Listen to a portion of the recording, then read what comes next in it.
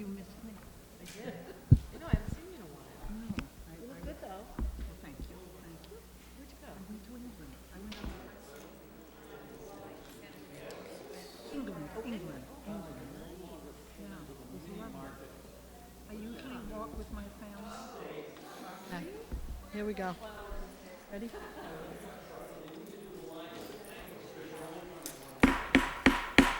Sorry. Welcome. This is the Town Council work session. It's November 2nd, 2011, and the time is 7:10. And I just want to, before we start, Liz, if you want to take a seat at the table, we can squeeze we have a school committee member here in the audience.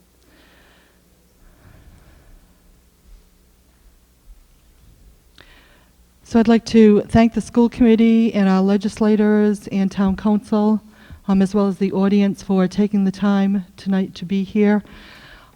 This is a work session, so we're going to frame our questions and our conversations around pension reform.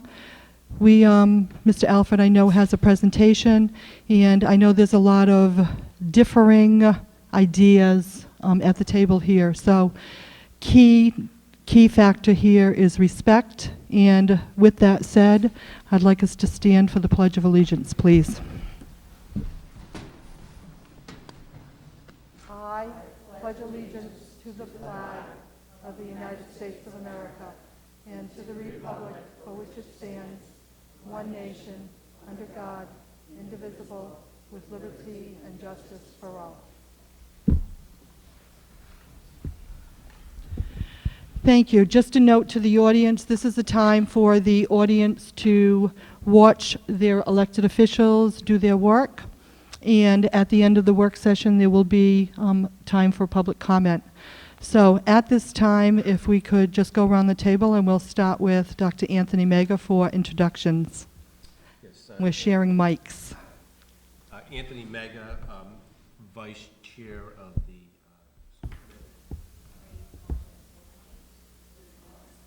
Kevin Jackson School Committee. Steve? Steve Alfred, Town Manager. Alan Lord, Finance Director.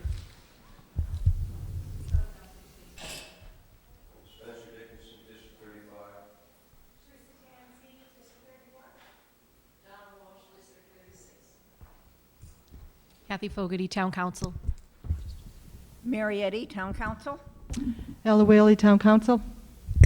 Carol Hagan McEntee, Town Council. Jim O'Neill, Town Council. Thank you. So at this time, I'm going to turn it over to Steve Alford.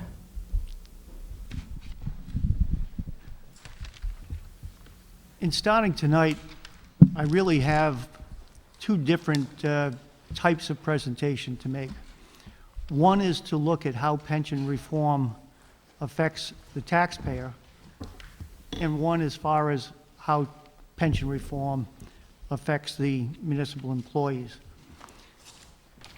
One of the main questions that we deal with is what's the impact of the pension reforms on the existing system, and where do we go from here? I want to try to summarize things as quickly as possible, but I want to get several pieces of information out. One is I want to provide some global information on the state pension system in total. Two, I want to look at specific information as it relates to South Kingstown municipal system. Three, the general information on the proposed revisions from the treasurer. Four, specific information as it relates to the municipal employees. And five, where there may be issues under the proposed legislation that need some additional review. The first thing I wanted to do, and I've given out really two handouts tonight. One is the GRS, which is the actuarial for the state pension system. And they are the actuaries that have provided the documentation necessary for the proposed legislation. The document that I'm providing is available on the treasurer's website. There are approximately another 18 pages of spreadsheets that address the information that's provided in narrative form. I've provided the narrative form because that provides explanation on the proposed revisions to the existing statutory language from an actuarial standpoint. I think the first thing is that there's been a lot of numbers, and I want to go on the spreadsheets that I've handed out.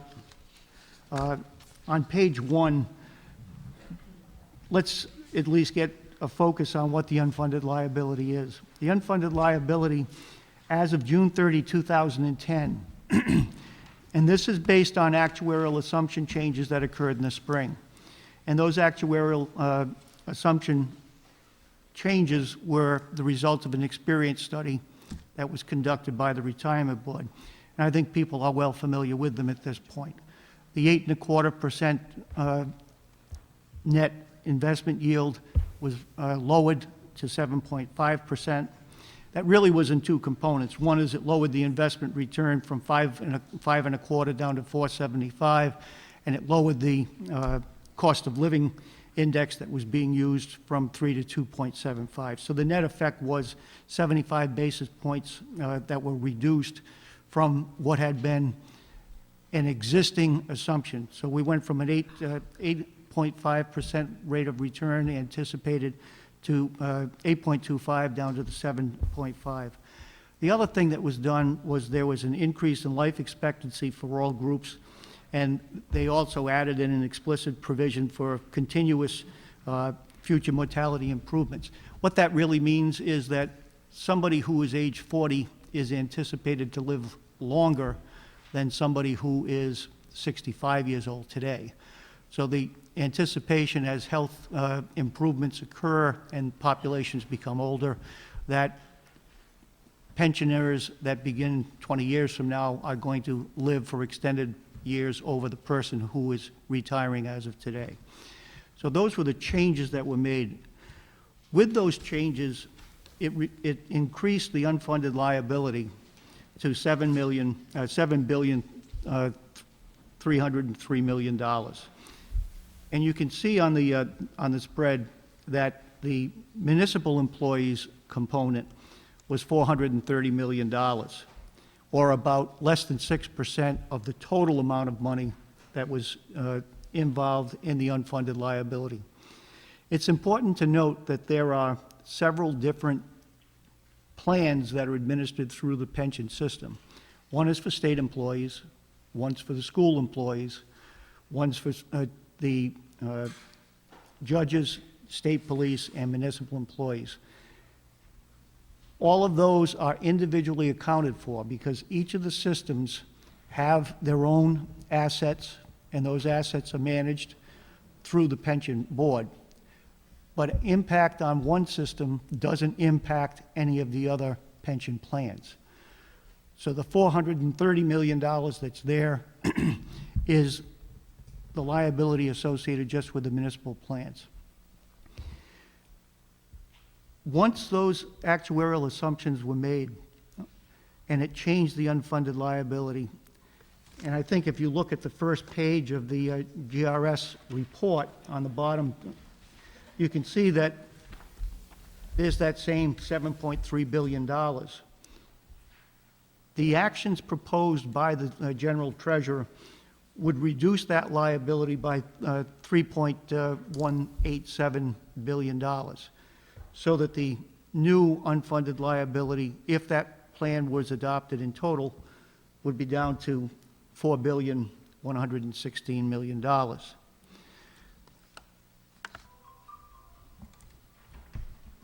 That reduction would also reduce what the contribution requirements would be for the employers in each of the different retirement systems.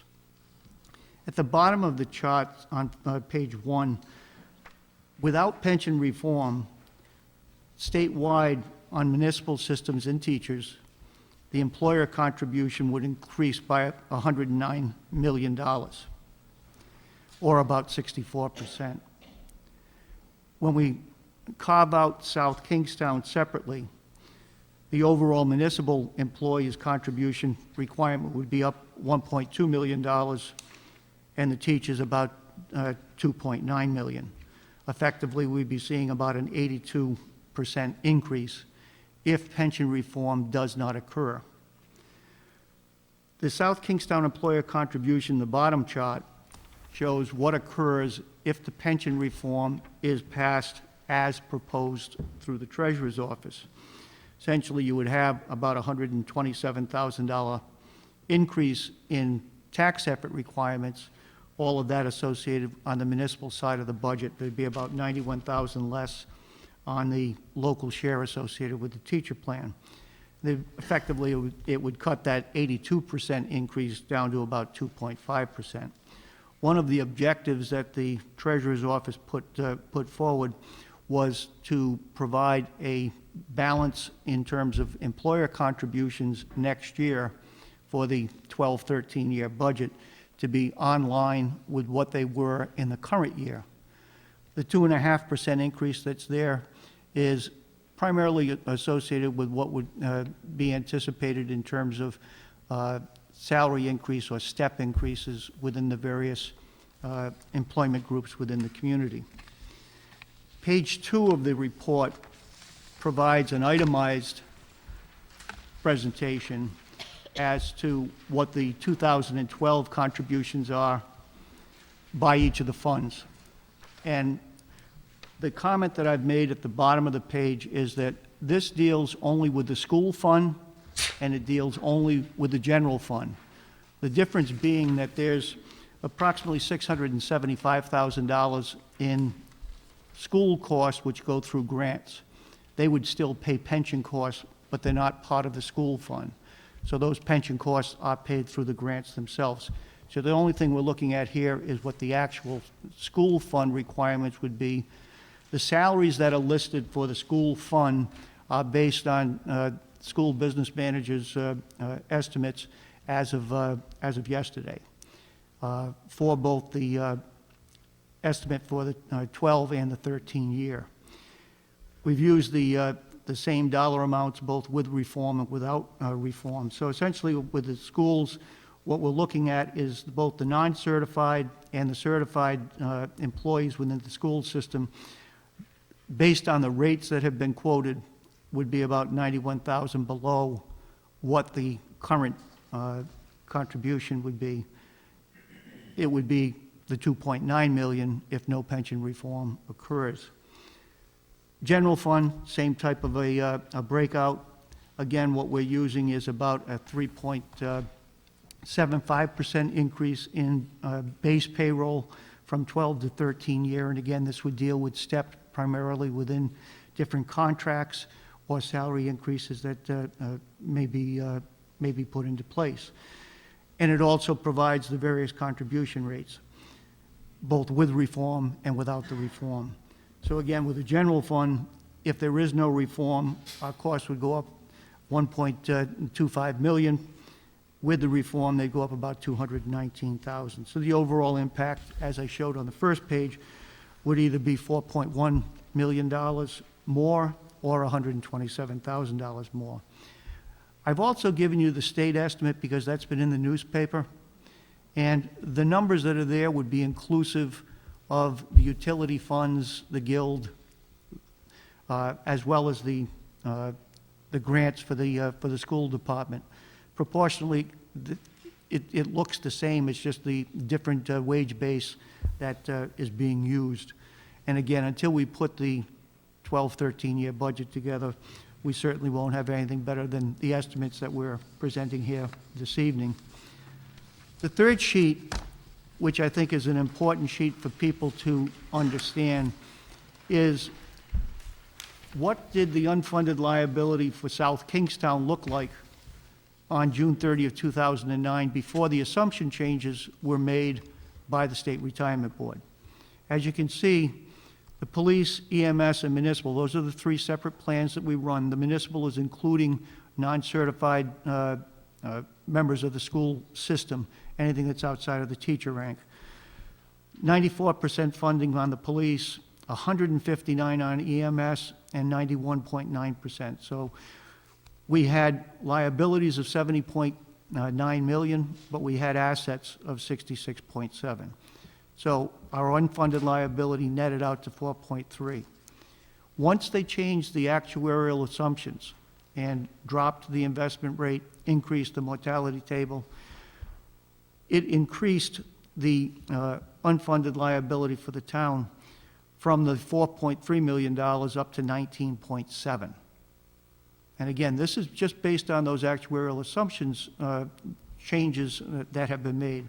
So it immediately dropped the funding ratios down into the 70s for the police and the municipal, and EMS, which is really a small unit of only 15 people, stayed at 109%. The third box shows what the liability would be were the treasurer's proposal adopted as presented. Police would be back up to 85%, EMS up at 141, and the munis would be over 90% at 91.4. So essentially, the proposal that she's put on the table, while it would save $3.1 billion statewide, for South Kingstown purposes, it would save $12.7 million in unfunded liability. That's why we're seeing the substantial reduction in what the contribution from the employer would be from one year to the next.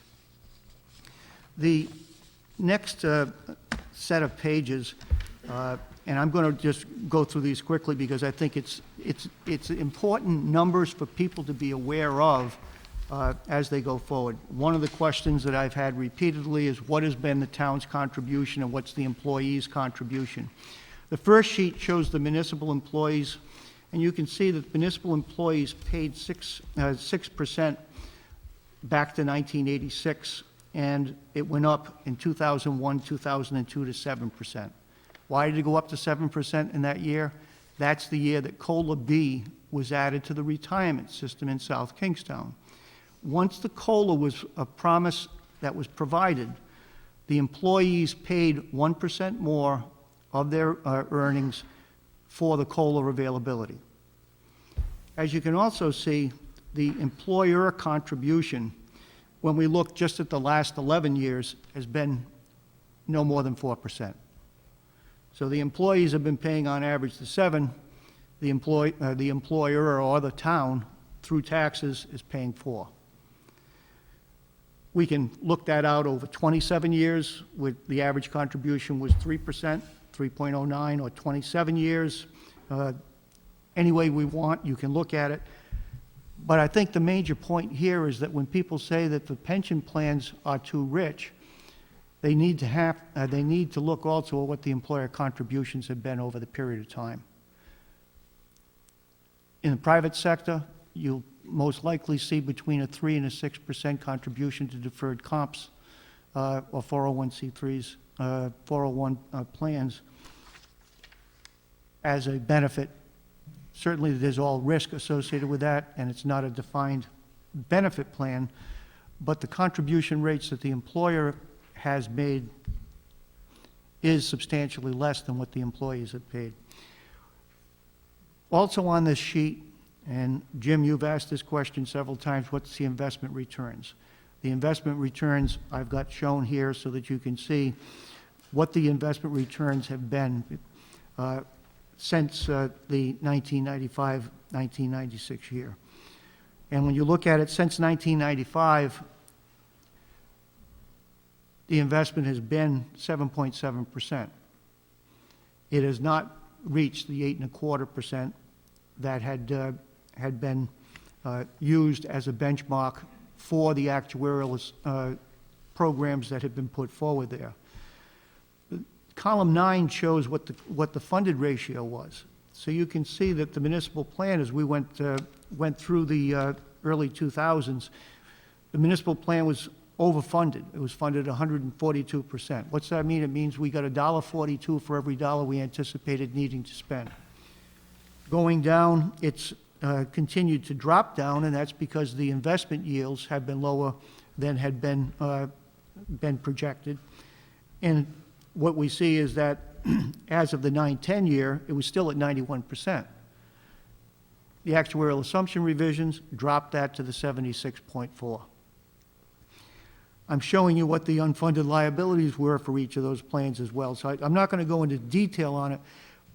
If you look at column 11 and 12, 11 and 12 look at the municipal employees without police and fire. Columns 13 and 14 look at it with police and fire. There's not much of a difference that's there. But it provides an opportunity for us to show what the funding ratios were throughout the life of the plan. The next sheet is the police, the same way. I'm not going to go through the detail on that. Again, on the police were paying 9%. The police were paying 9% because in the 93-94 year, they picked up the 20-year retirement plan. So this provided retirement after 20 years, regardless of age. So they picked up an extra 2% on that, along with the COLA that was put into place. The employer contributions over the last 11 years have been right on line with what the employee contributions have been, roughly 9%. The investment yields are the same as they were on the prior page, but drilled down to be able to show what it is for the overall state as well as the police unit itself. Next sheet does the same, where we've got the employer and employee contributions about the same at the 9% level over the 11-year period. And the investment returns are the same. But again, the detail that's important here is what the unfunded actuarial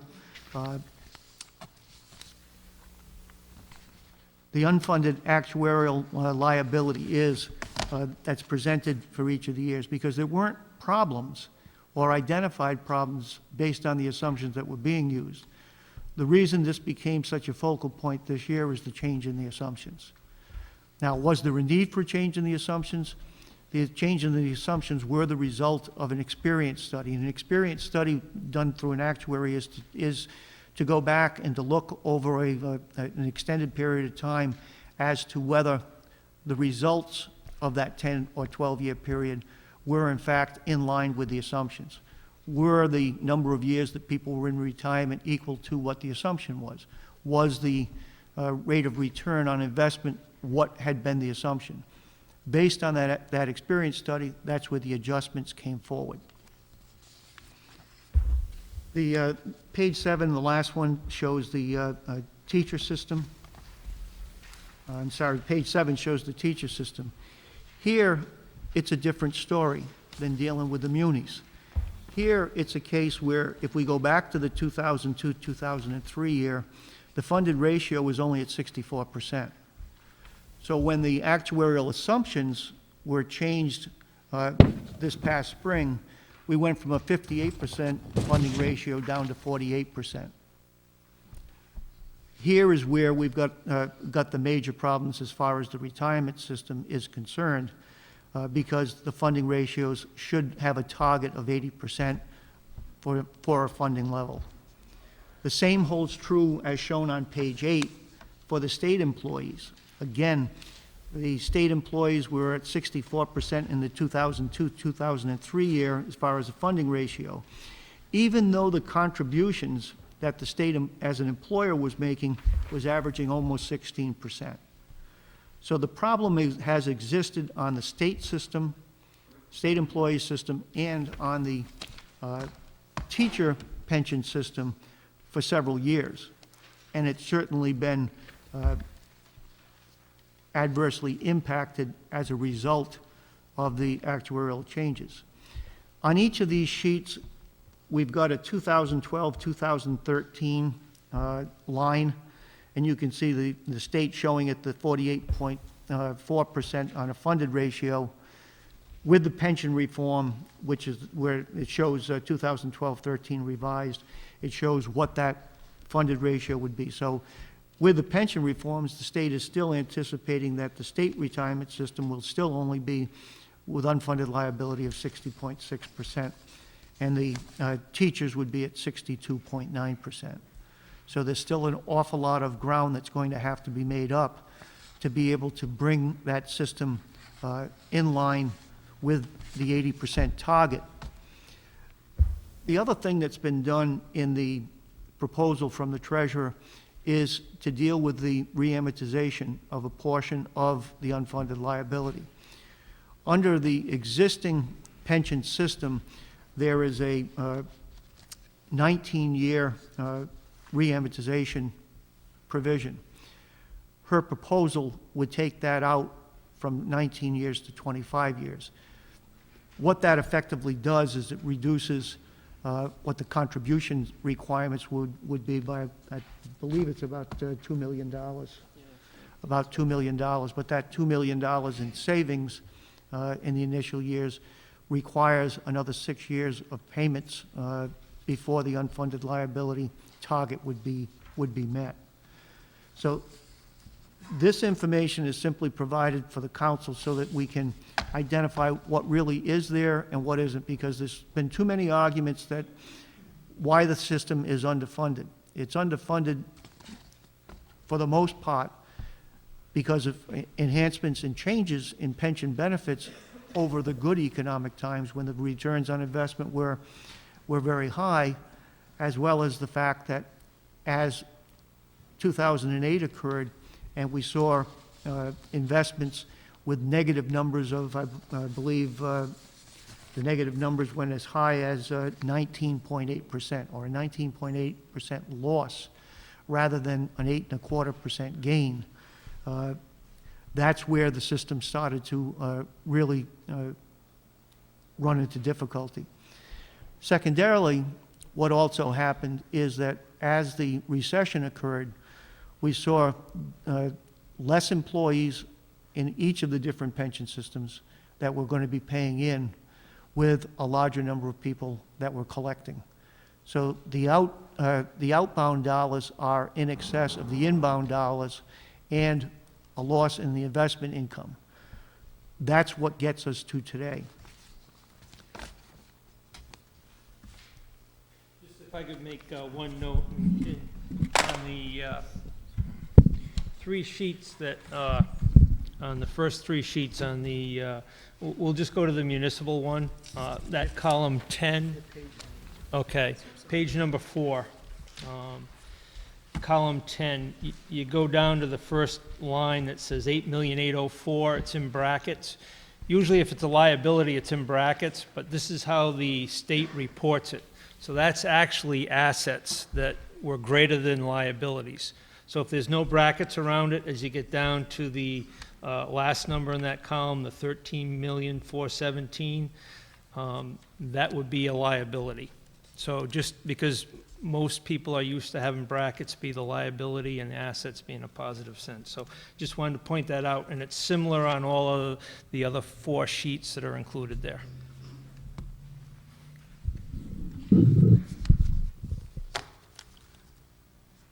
Going back to the second page for a second, I think it's important for us to look at what the budgetary ramifications are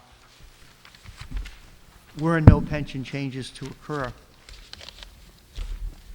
The $4,140,000 price tag for all of the retirement systems that we pay into, that increase where we would have to pay $9 million, would mean the $9 million would work out to be approximately over 13% of the tax levy. Also, the problem is that the tax levy itself in the current year is $66.1 million. If you took a 1% increase on that $66.1 million, you'd have $661,000 more to play with to be able to fund both the school fund and the general fund in the 12-13 year. You would be $3,500,000 in the red in terms of reductions that would have to be made. Even if we went to the maximum, and I'm not advocating that, but if we went to the maximum property tax levy increase of 4%, that would only yield $2.6 million.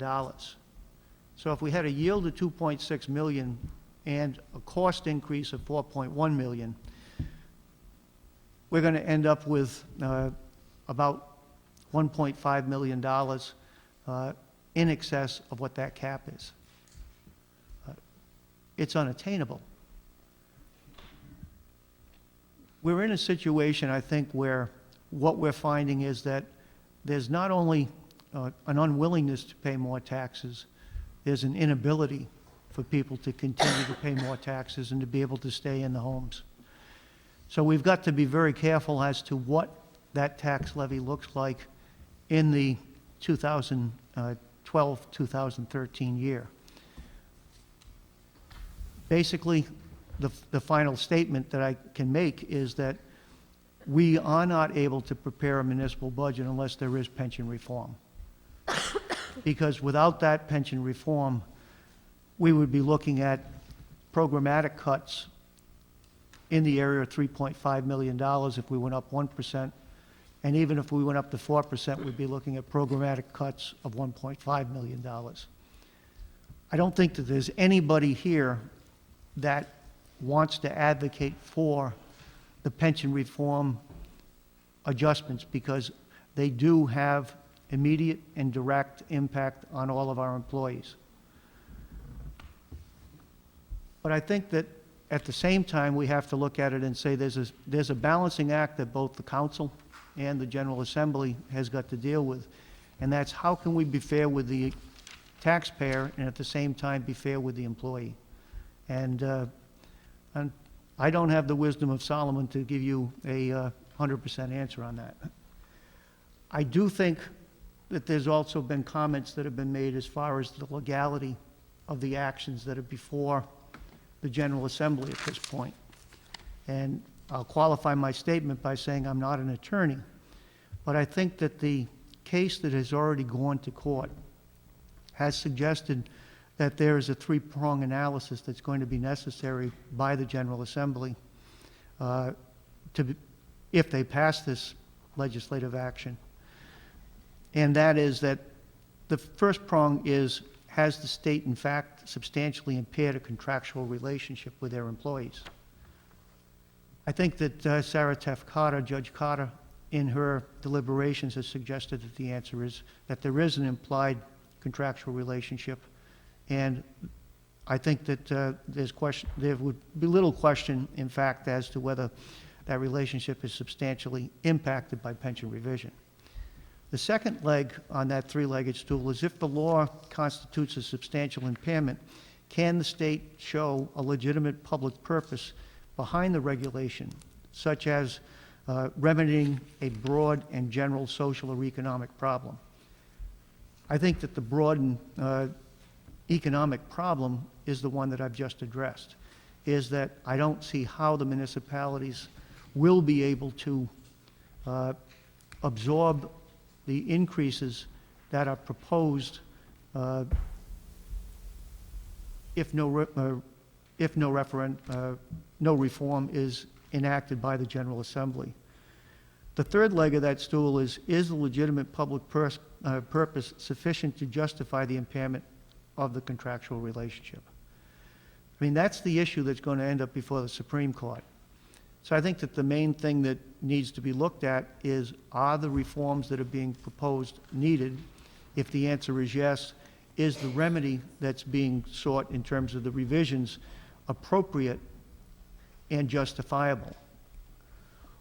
One of the concerns that I have is that when the Treasurer's Office did the review on both the state and the teacher's pension and the municipal pension, a great deal of attention was provided on both the state and the teacher component in view of the fact that their funding ratios were at 48%. I don't know if a lot of review was done as far as the municipals, because the average municipal funding level between police, fire, and general municipals is in the area of 87%. One of the proposals that have been made in the Treasurer's is to do away with COLA until the plans are doing two things. One, are at an 80% funding level, and two, that they're meeting the target of the investment. The way it's drafted in the bill is such that you subtract 5.5% from whatever the rate of return is. And so if the rate of return was 7.5 and you subtract 5.5, you end up with a 2% COLA, only if you're at an 80% funding level. It's going to take years for the state system and for the teacher system to be able to meet that 80% requirement. However, technically, the municipals statewide, police, fire, and general municipal employees will be in excess of the 80%, but not entitled to the COLA in view of the fact that if they don't make if it's a 7.5% investment return, they won't be entitled to that, which means that potentially the value of the funded ratio could go up, and we could have systems that are in excess of 90%, yet our refusal to provide the COLA could jeopardize the three-legged stool review. And I think that's an important consideration, and I don't know if it's been adequately reviewed. The second component is that there's no actuarial reviews made on the determination to limit COLA to $35,000 of pension.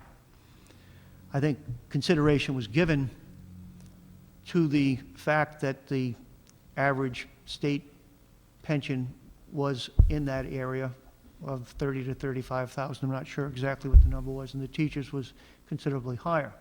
And this was a means of coming up with a number that would be adjusted for the unfunded liability. We haven't seen documentation on why the $35,000 is there as to what it would add to the unfunded liability if it was in state where it's going to run between the 2% and 4%, which is in the Act, as to why it would have to be limited to that $35,000. Again, whenever we deal with municipal code, when we structure an ordinance, we look at where is the legal action against that ordinance going to be, and we attempt to draft the legislation in a way to provide the best legal defense. My concern on the municipal systems, candidly, is that if those programs continue to be funded at over at 90%, and EMS is funded in excess of 100% now, for us to deny the COLA based on the provisions that are in that act, it may be just difficult to be able to justify.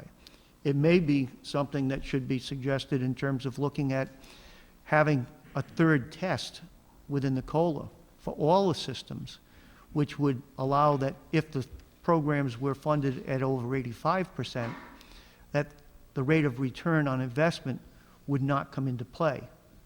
If the rate of return on investment were lower than what the 7.5 were, what it would do is it would increase the unfunded liability, which would then prevent the COLA from continuing.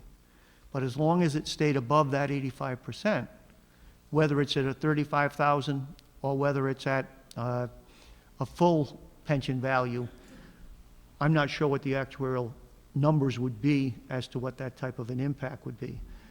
But there's been little done in terms of review on the municipals in relation to the other two plans. And the other two plans, as I say, I think that the major concerns were we're going to restrict benefits as a means of preventing increases that the municipals and the state would not be able to handle. So I think that those issues are of concerns. I also think that the review on the contributions, one of the things that's in the actuarial report is that on the teacher pension plan, the municipality or school fund pays 60% of the costs. However, the hybrid plan that's been proposed shows that there's a 1% employer contribution that goes into the teacher system. And that entire 1% is shown as a local cost rather than a shared 60-40. Yet in the actuarial report that you have before you, it documents that it is a 60-40 split. So I'm not sure that that has been taken care of. We're quibbling about 0.4%, but when you quibble about that number based on the number statewide, it's an important municipal consideration.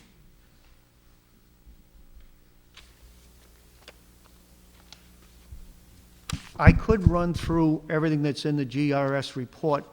I don't think that's necessary. I think that it's good reading for people to get a better understanding.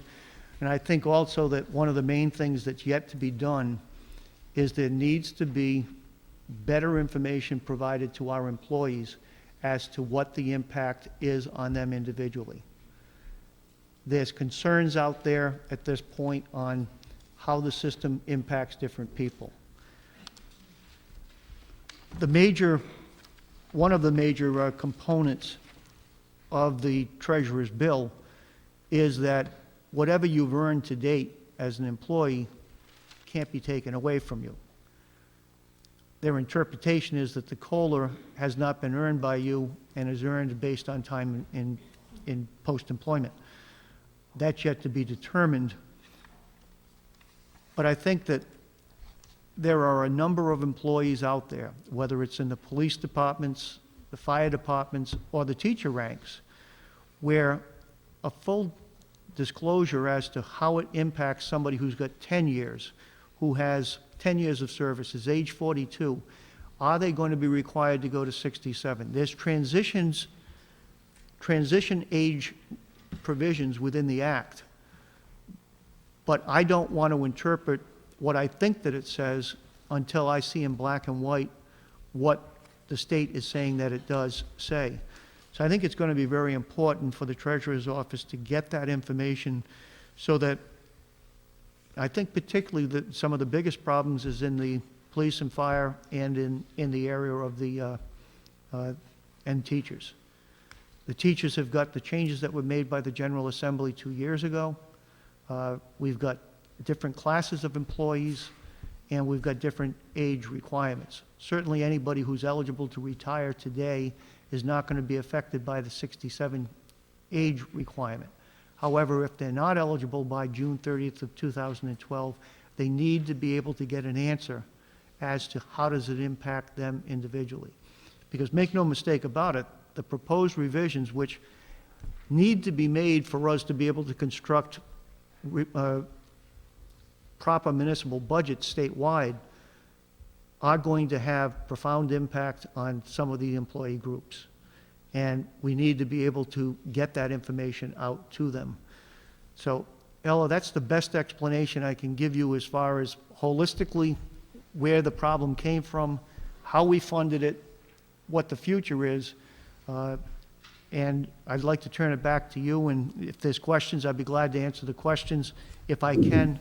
But again, I'm not going to deal with the specific questions on a person who's got 20 years of service and has age 46, and are they going to be able to retire at a given age? Because I've read the 124-page bill, and I'm not necessarily convinced that I could appropriately provide a response on that. Thank you, Steve. That was quite enlightening. Lots of data. I know that you spent hours preparing that, and Alan putting that together. Just ask if Alan has anything, because we've worked on this data, and I've got the parts that I think are the most important, but a lot of times my bean counter sees things differently than I do. Yeah, no, I think Steve has summed it up pretty much from A to Z. Certainly if there's any questions on any of the numbers or anything along those lines, we can answer those, or and I won't be able to answer the same question that Steve said about the 42-year-old that's got 10 years of service. Unless they're left-handed. Yep. We can figure that one out. With the information that was presented, does anyone at all three tables, legislators, town council, or school committee, have any questions for Alan or Steve? Jim? Steve, help me out this one question. I'm confused. The Treasurer's Office and the Retirement Board, they're advisory on this to the General Assembly.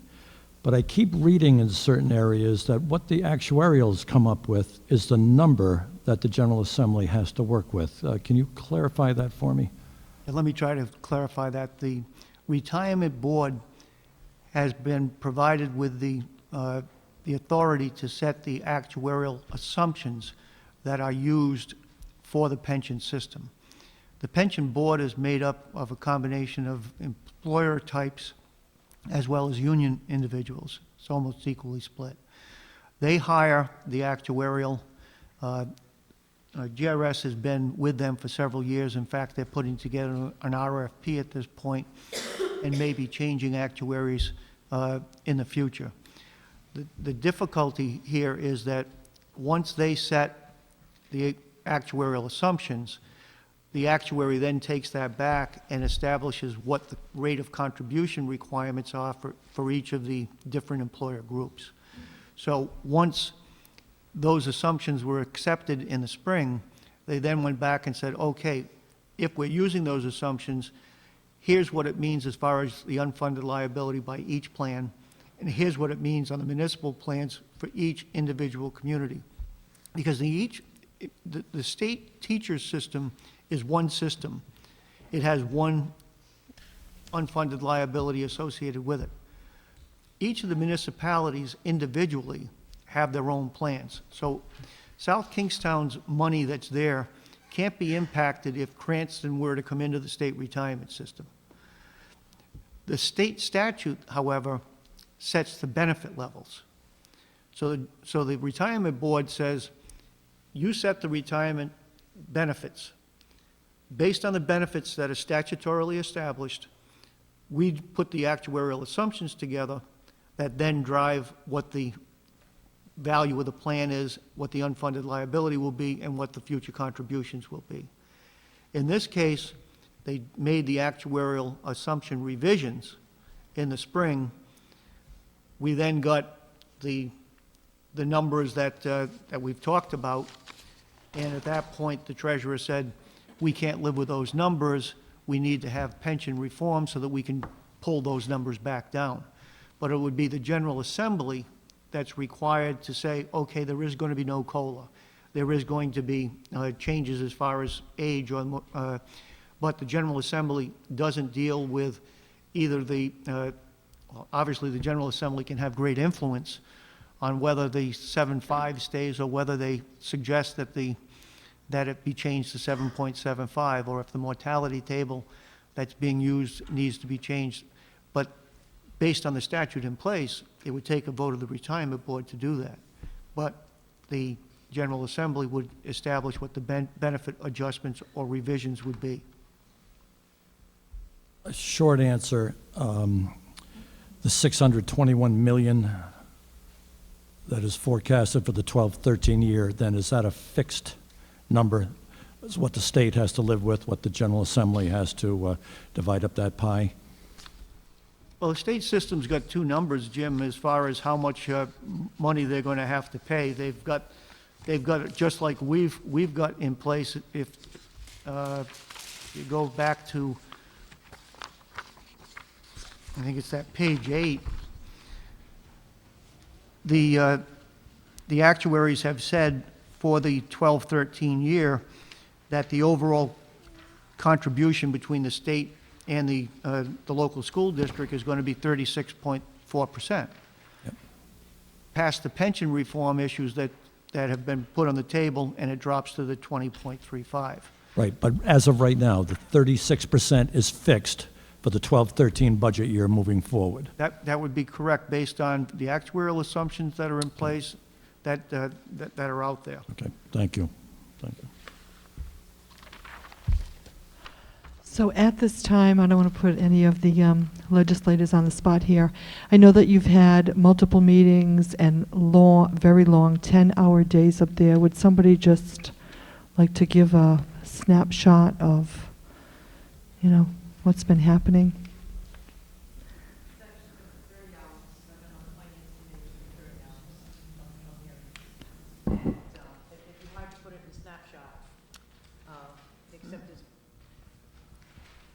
there's been, is this on?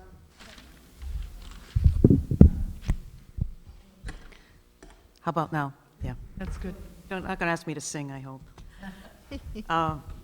It's hard to say in a snapshot. It's been lots of testimony. After we were given the bill, there's been lots of testimony from individuals in favor, individuals opposed, lots of questions. It's been heart-wrenching, to say the least. It has not been an easy time for anyone involved in this. So I guess at this point, how our last hearing ended yesterday with the general treasurer there, she is going to be bringing forth amendments. We don't know what those are going to look like at this point, but they're based on testimony, they're based on questions from the fiscal staff and the members of the finance committee, and also based on many questions that came from testimony that was received. And we will still be looking at those. You know, she'll have to present those amendments, and we'll have to have further deliberation on that to see if they satisfy a lot of the questions that have been brought up by members. And then, you know, we have members of the General Assembly who are not on the Finance Committee but did attend faithfully. Every one of these representatives here have been at just about every one of the hearings. So members of the General Assembly have questions as well that from their constituents as well as from where they come from. I guess at this point, I wanted to, if I could say a couple of things. Dan Beardsley, as we all know, here represents the League of Cities and Towns, and he's been in attendance, and he informed us, for those that don't know, he served on the retirement board for about 25 years, and he voted for those assumptions that you referred to. And when we hear from Dan Beardsley, he represents, that was his League of Cities and Towns hat, and he represents this town as well. That's how we understand that. So just wanted to make sure that you folks all knew that he was there. As far as the specific questions that you brought up, Steve, I don't know if that's something that you and the town council want to address directly to the general treasurer and CC to us. I don't know how you folks feel about that. And I guess I'm just wondering if there is a difference of opinion from the council than that was given to us by Dan Beardsley of the League of Cities and Towns. And then later on, the school committee, just to inform you folks that Tim Duffy, who represents the Association of School Committees, was also there testifying in favor of the bill as well. So just putting a few of those little facts out there for you folks. That was helpful. Thank you, Sue. At this time, in order to answer Sue's question, I think that, I don't know if any town council would like to respond to that. Do we want to forward some of the questions, or do we want to put that at an agenda for a future meeting? Polly? I'd just like to say that, is everyone does everyone agree on the fact that we have a real problem? Everyone agrees that the state of Rhode Island has a very real problem. And I think everyone agrees that something needs to be done. Yeah, it's the something that is of great concern to all of us, and it's what you've been working hard on.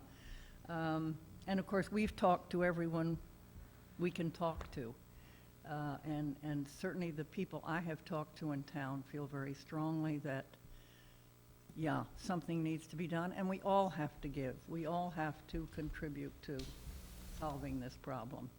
We don't want it on the backs of any one group, and we're all willing to, do something. And good luck to all of you. Not an easy job. If I could just address something that you've said as to whether or not you want to address it tonight or put it off, I would not hesitate at all. I think that what Steve had laid out, those concerns are They're wonderfully legitimate. They're unlike anything that I've heard presented up there, and I've sat through all of the testimony. I think they need to be brought up, and I think they need to be brought to their attention as soon as possible. You know, I actually, on my way in, I got a phone call from the treasurer's office because they knew that this was happening tonight, and the assistant treasurer said, call me and let me know if there's anything, any questions that you have. So I would, you know, urge you to get that into concise language and sign off on it and present it to the treasurer as soon as possible, because there are deliberations that are going on now to create the sub-A that will be presented to the General Assembly. So the sooner that you can get that information or the questions to them, and the sooner that they can develop the responses to that, I think the better off we all are as a state. So thank you very much for that work. Right, I would reiterate that the train is ready to leave the station, so the sooner the better on any type, and the more, if you can keep us in the loop, so we're all on the same page. We appreciate that. Carol, and then Kathy. I just want to clarify. I mean, Sue, you talked about Dan Beasley from the League of Beasley, Cities and Towns. Yep. And he's in favor of the assumptions that Steve mentioned about the mortality rate and the Yes. rate of return. So I assume that means he's in favor of the pension reform as presented by the treasurer? Yes, He is. And that's what, as he testified.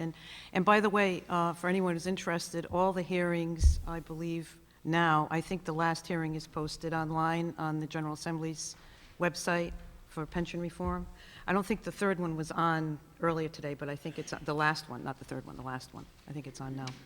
So that you can see all the testimony to verify who is in favor and who's not. And I just have a question about Dan Beardsley weighing in on that. When he was questioned, not this last time yesterday, but last week, they are all blending together. I believe he was asked by someone on the committee if he knew now, or then what he knew now, would he vote the same way? And there was great pause given before he responded. And his response was, you know, I am not a person. I represent municipalities. I went to the League of Cities and Towns individually before, you know, the pension hearing. He sits on the pension board, so they were voting as to whether or not to adopt these. Right. And there were many questions brought up about the numbers that these were being changed to.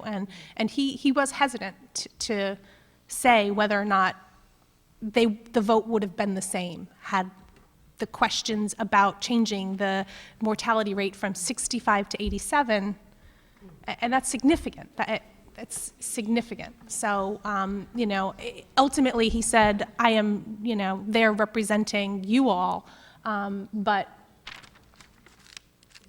you know, it wasn't an emphatic, absolutely. There was hesitation. Hesitation, but he didn't say no. Right. He still stuck with the decision.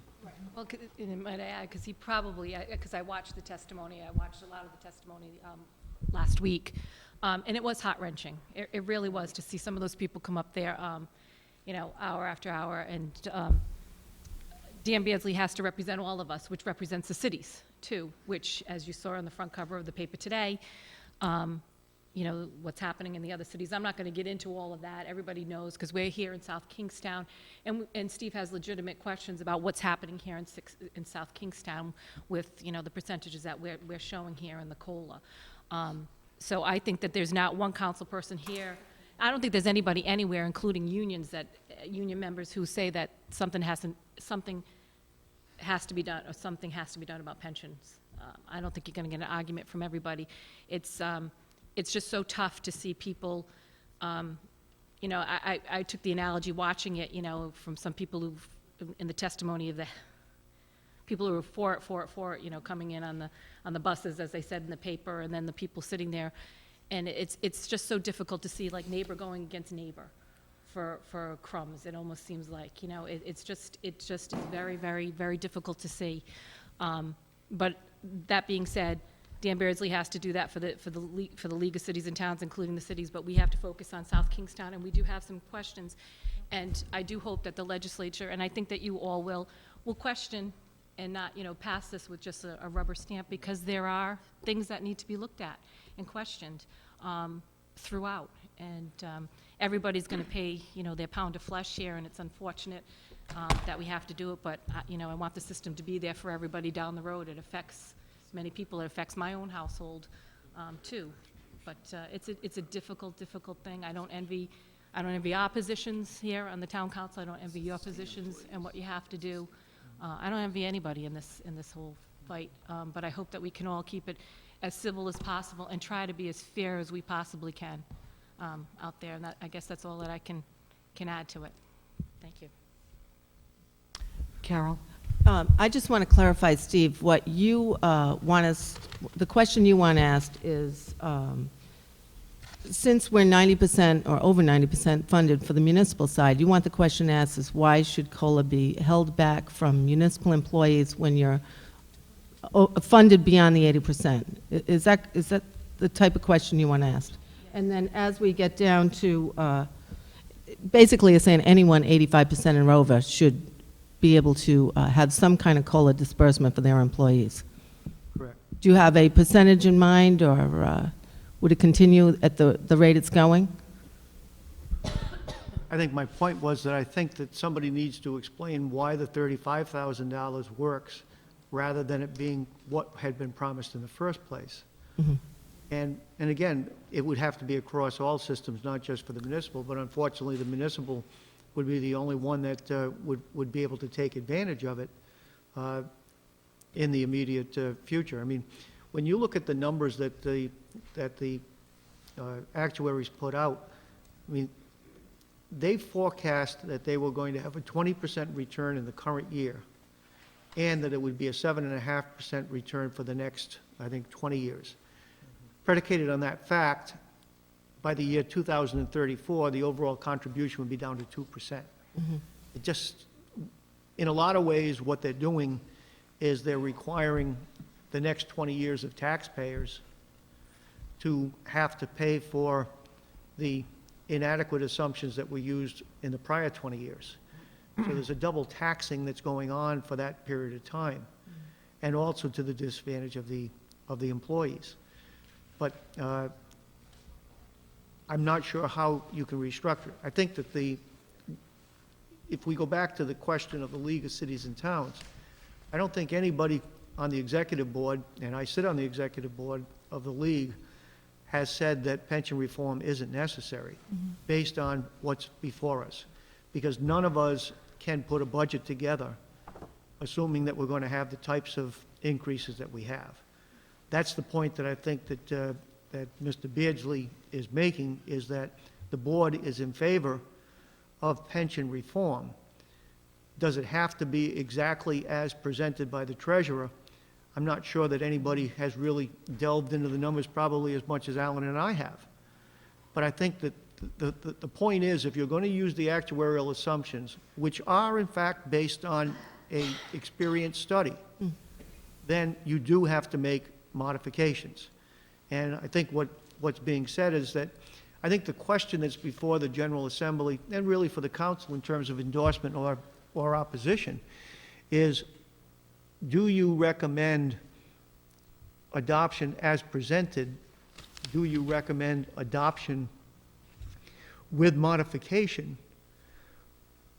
The problem I think that you have is that if you don't take the actions before we get into December, then you've got municipal budget developments that are going to be in a very difficult state.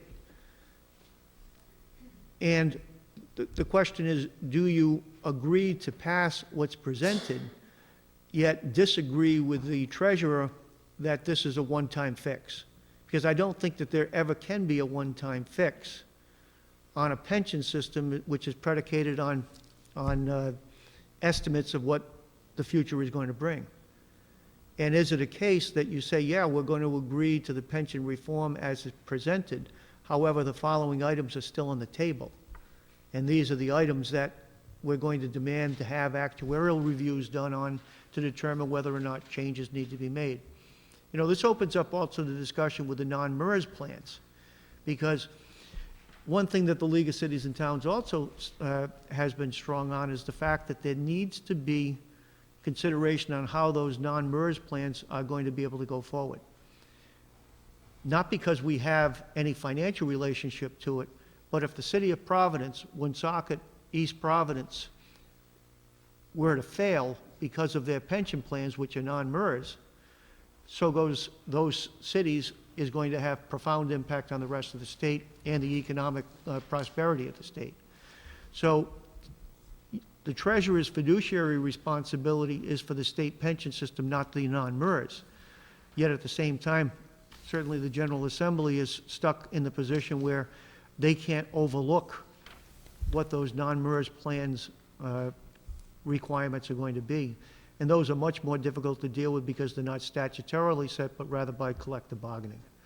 So there is a lot that's on the table. And again, I'm forced into saying I'm in favor of pension reform. Doesn't necessarily have to be exactly as it's presented here. It's got to be based on actuarial documentation as to what the impact of any change would be. But I think that if you don't deal with, if 80% of what's there is what's going to end up having to be there based on the financials, why are we not going to look at the adoption of it with open items that still have to be studied, that will come back during the next session, that have to be addressed? You can't look at this thing as being a single fix, because it's not. It just can't happen that way. Carol, do you mind? Carol and then Donna. I just wanted, along with what Steve was saying, is it possible to pass, because it appears time is of the essence, and certainly we want to be fair, and we have to do the balancing acts for the employees, the retirees, the private sector, the taxpayer. I mean, we all know what a balancing act that is. Is it possible to do, pass it with a sunset date, and then, rethink it? Tweak it as you go along. I mean, I don't think so. not possible. I don't think so. Well, if you can't, then you have to get the amendments now. Right. That's the way it can be done. That's, and there will be amendments, and that, there again, if you could get those to us and to the treasurer right away, so they could have an actuarial run on those, that's the So way to go. what's the deadline, would you say, Sue? I mean, how fast? Yeah. Fast. I would say by Friday. By Yeah. Friday? By Friday this week. So what I would like to do, relatively quickly, too. what our plans would be is that if the council provides us with authority, we would give the treasurer a call and attempt to meet with her to go over it. I mean, we've been up to that office several times. In terms of the things that she's been talking about, I'd like to talk to her about these specific issues and see where it goes. But again, that's only one facet. And our job is to really look at the municipal systems and the teachers' funding levels, how it affects the state employees. We're not dealing with that aspect of it. I would assume that there's other advocates that are looking at that. Definitely. But, we did not want to bring those issues forward if it was not something that the council was going to be supportive of us reviewing with them. Representative Welch. Thank you. Steve, I thank you for a very thorough presentation, and I agree, we do need some amendments to this, and your suggestions certainly are very important, especially regarding the COLA. I think that's the area we've heard the most about, and I think we do need to look at this very, very carefully. When you consider that 40% of Rhode Islanders over the age of 65 already are low income at an income of less than $25,000 a year. 1 in 5 Rhode Islanders already live in poverty. 9,374 older women over the age of 65 are living in poverty now. Men, half of that. But anyway, I think we have to really look hard at how these COLA reductions or lack of COLAs will impact these people. It's the hardest thing I've ever had to deal with. I really feel for this issue, and I think we have to look at ways to mitigate some of this. And yes, I do realize that 45% of that 7.3 million unfunded liability is due to COLAs. And there needs to be a way maybe to look at a sliding scale based on income, but I don't have the actuarial figures. I asked that question on the House floor. Why don't we have an actuary? When can we get these figures? The Treasurer's Office has been accommodating.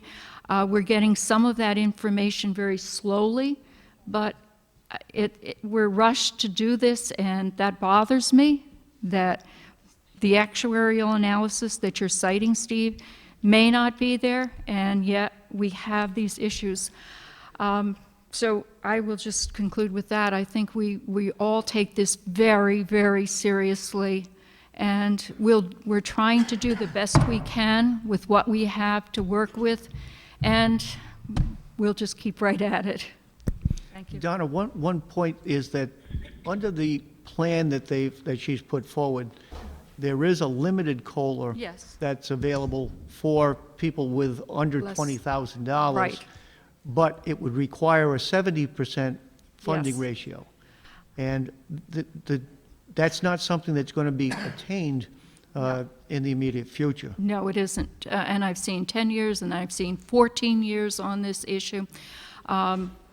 And so I just think there needs to be, maybe it could be changed to be at 65% funded or something along that line, if we could find a way to do that. Yeah, and part of the actuarial values that were put in have indicated that they were assuming, because the actuary was saying that you are going to meet the 7.5%, and because you've got the 5.5% floor, the actuaries did estimate, in terms of the future, that there would be a 2% COLA. But that COLA obviously couldn't start until it hit the 80%.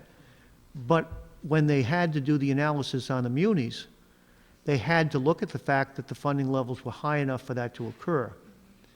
Now, so our concern is that it may well be that there's little additional liability that would be associated to putting that into effect, since they were already assuming a 2% on the munis to begin with.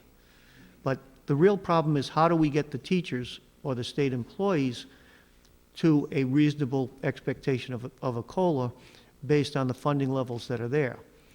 You know, there's 100 different ways of doing it, whether it's, you know, the dirty word of re-amortizing instead of about 29 years to go 25 years to go to 30 years, whether it's a case where you're looking at a different rate of return or a change on the mortality tables.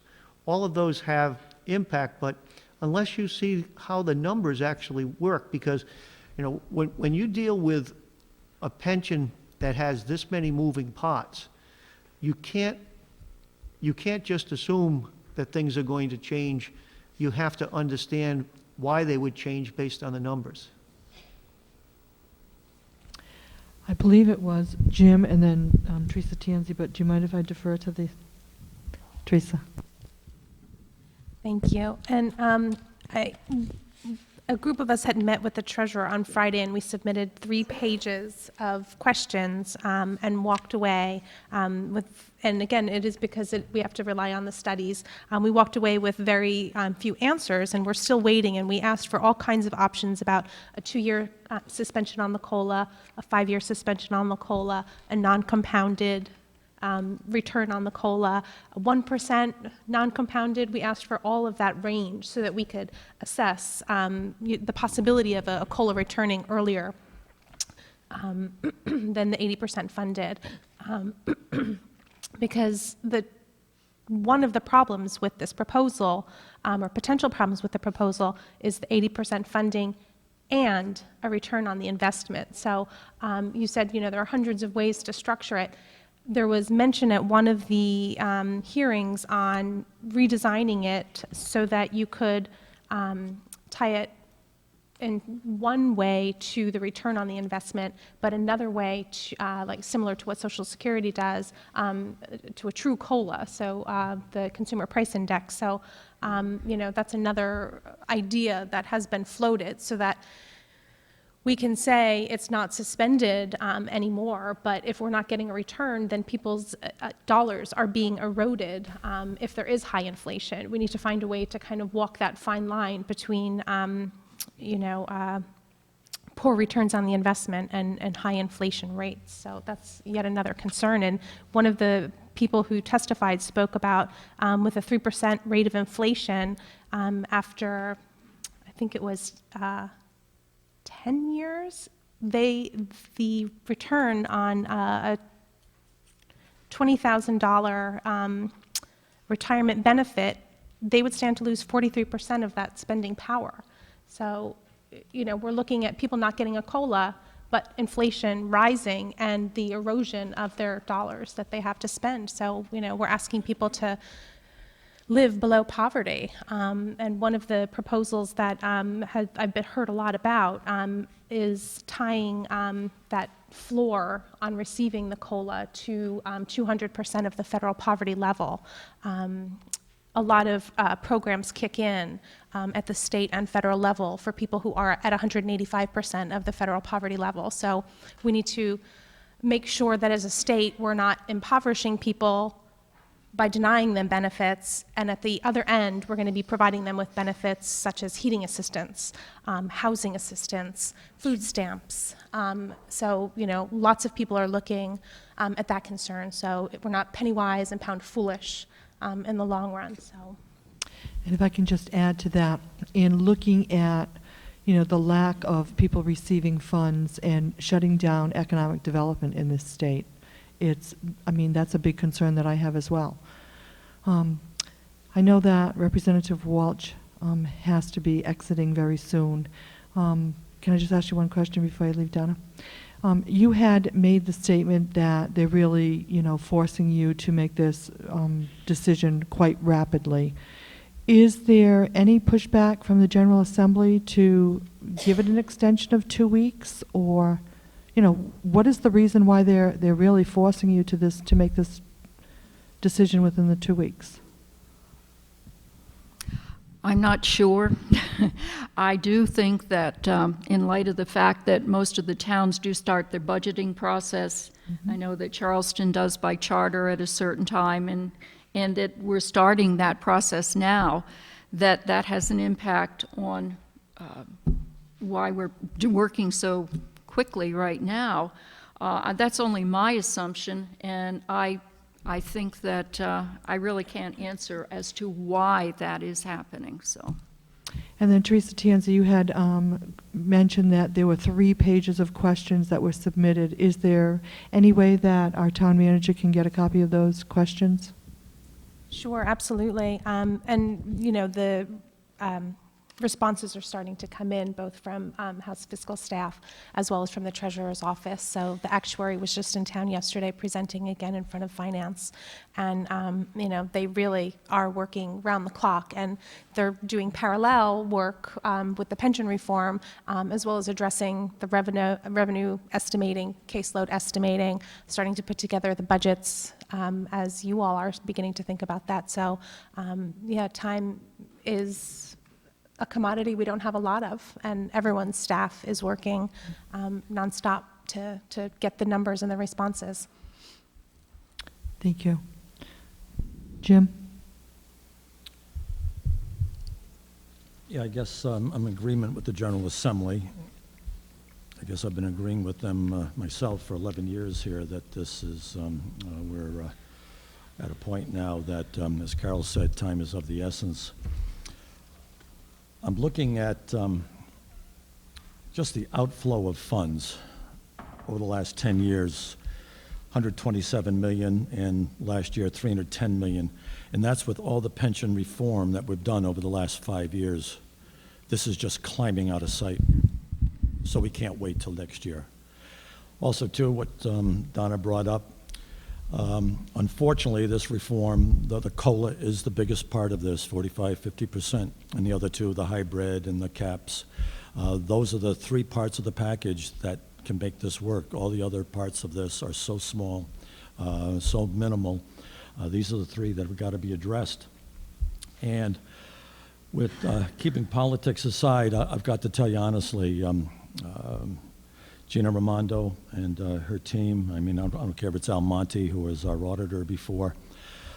You better believe that she's close to being on the money with this reform package she's put together. I'm not going to tell you that we don't have some issues in the COLA. Maybe we have to become like Central Falls, allow a minimum of 10 or 12, 15,000 for those people that took the huge haircuts there. Maybe that's one of the amendments you put in. But Gina Raimondo and Governor Chafee, I can promise you they really tried to put together a balanced package here because they included the reamortization, which all of us, frankly, talked about absolutely we didn't want to do. What's the worst thing we could do for our children? The worst thing we could do is those last 6 years on the back end. These are huge numbers, $1 billion, $1.1 billion, $1.2 billion that we're going to have to come up with just this package of reamortization. You are almost guaranteeing Rhode Island in a stalled economic state. But for political balance, the governor and Raimondo allowed that to be in there. So I think that she is right on the money. And frankly, I would ask you to pass this package. I wish there was a way to put as Carol said, some kind of a sunset clause in. If certain goals are achieved in 3 to 5 years, COLAs can be laddered up from the lowest payee. They have some schedule there, laddering they call it in the bond world, but I wish there could be some scheduling there. But you've got to err. If you're going to err, you've got to err on the side of caution now. And I can't tell you what the economy is going to do in the next few years, but and I can't tell you if the mortality rates are high by 3 or 4 years, so what? Are you going to add a few more years of reamortization to our children? I mean, this is a no-win situation. And I think you need to go with what they've offered. I think it's fantastic. And as Richard Leach was quoted in the paper, without that reform, when he turns in his budget, you're going to see a lot fewer state employees. And if we're confronted with that kind of an increase, even partial, we're going to have fewer employees. And that's awful. I know COLA is a wrong offset. I know the emotion, how difficult it is. But I'd rather have people working and have jobs than to lose it on that basis. And I think it's imperative that you get to this immediately because we cannot wait till next year. We just cannot. She's really as honest as you can find any human being. And these numbers are close, and you need to go with it. Kathy? If you've gotten some information back, was there any information about a CPI? Because Jim has always mentioned about not re-amortizing, but he always said to tie it instead of a COLA to something like the CPI. That's what you've said for years, Jim. So I was just wondering if there any feedback from that data. No, they've really been sticking to, she, in her remarks to the General Assembly and to the joint finance committees, has said that this has to be a one-time fix, and so it has to be something that's tied to the solution, which, you know, the fund is healthy, then we can provide COLAs. So I don't know what may come out of, you know, any sub-A or any discussions that continue. And honestly, I don't know if anyone has dreamed up a solution to address, you know, that combination. But I know that really everyone is trying to come up with as many options as possible and trying to get the numbers so that we can see what the consequence of each of those would be. And I mean, to Donna Walsh's credit, Representative Walsh's credit, on the floor, she asked the speaker that day, will we have enough time to have these amendments fully vetted so that we can come forth and actually be a part of the you know, solving these problems? And I think that she really has been a key part of the reason why it has slowed the process down. I think the, you know, estimates originally were the final week in October voting on this. You know, the presentation came out a little bit later than everyone expected, but I think that this process has been a lot slower than many anticipated, so thank you. Yeah, I agree. Yeah. Detail on all of this stuff, I think it does need to be done. Absolutely. Yeah, I feel badly that you're pressured into doing this because I think more information needs to be. Oh, my God. It's a big, big change for a lot of people. I did have another question, but I'll let somebody else go on. Carol? I just wanted to clarify about what I meant by the sunset clause. What I was, in my mind, what I'm thinking about is you pass the bill temporarily while you It buys you time. It gives you a chance to look at real numbers as the data comes in. I just think this, the plan as presented, and you look at 80% funded and the rate of return, and it's looking like 19 years before people would see COLA again. I mean, that's what you're reading in the paper. That's a long time. I mean, so anything that, I mean, people can't, I can't foresee that far ahead. I don't know how anybody can. Obviously, these numbers people, actuarial people, and guys like Alan and Steve can do it, but it seems very harsh.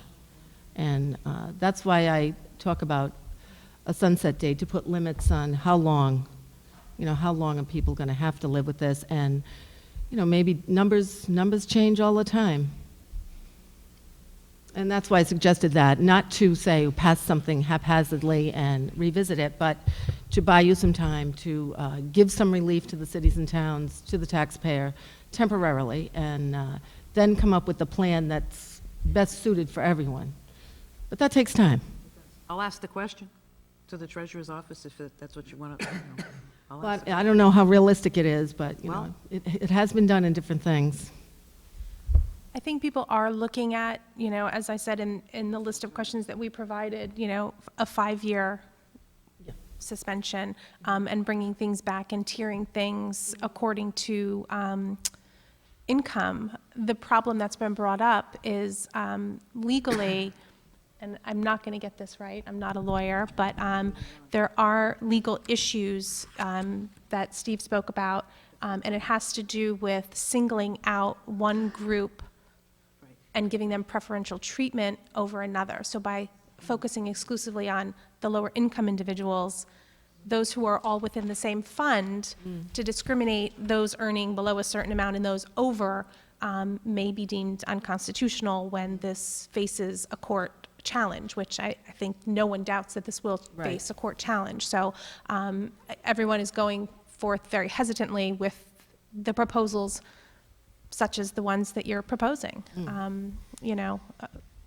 I think they should be means tested. I know that the treasurer, that was said over and over in her deliberations, and her staff kept reminding her, there's fairness, and then there's facing a legal challenge. So that's what's making us lose sleep at night. That's where the challenges come through, because it is not only a far more complicated than a traditional budget process. It has these implications of all the actuarial studies that need to be done, and all the number of benefit plans. I mean, I'm sure every person in this audience has a story that they would like to share, and they would like to have an answer to how this reform is going to impact them. And, you deserve answers. There's no two ways about it. Everyone from a taxpayer down to the people who are in these plans. We all deserve to have the answers, and whether or not we'll have those before it's enacted or know the full cost until it's enacted is unknown.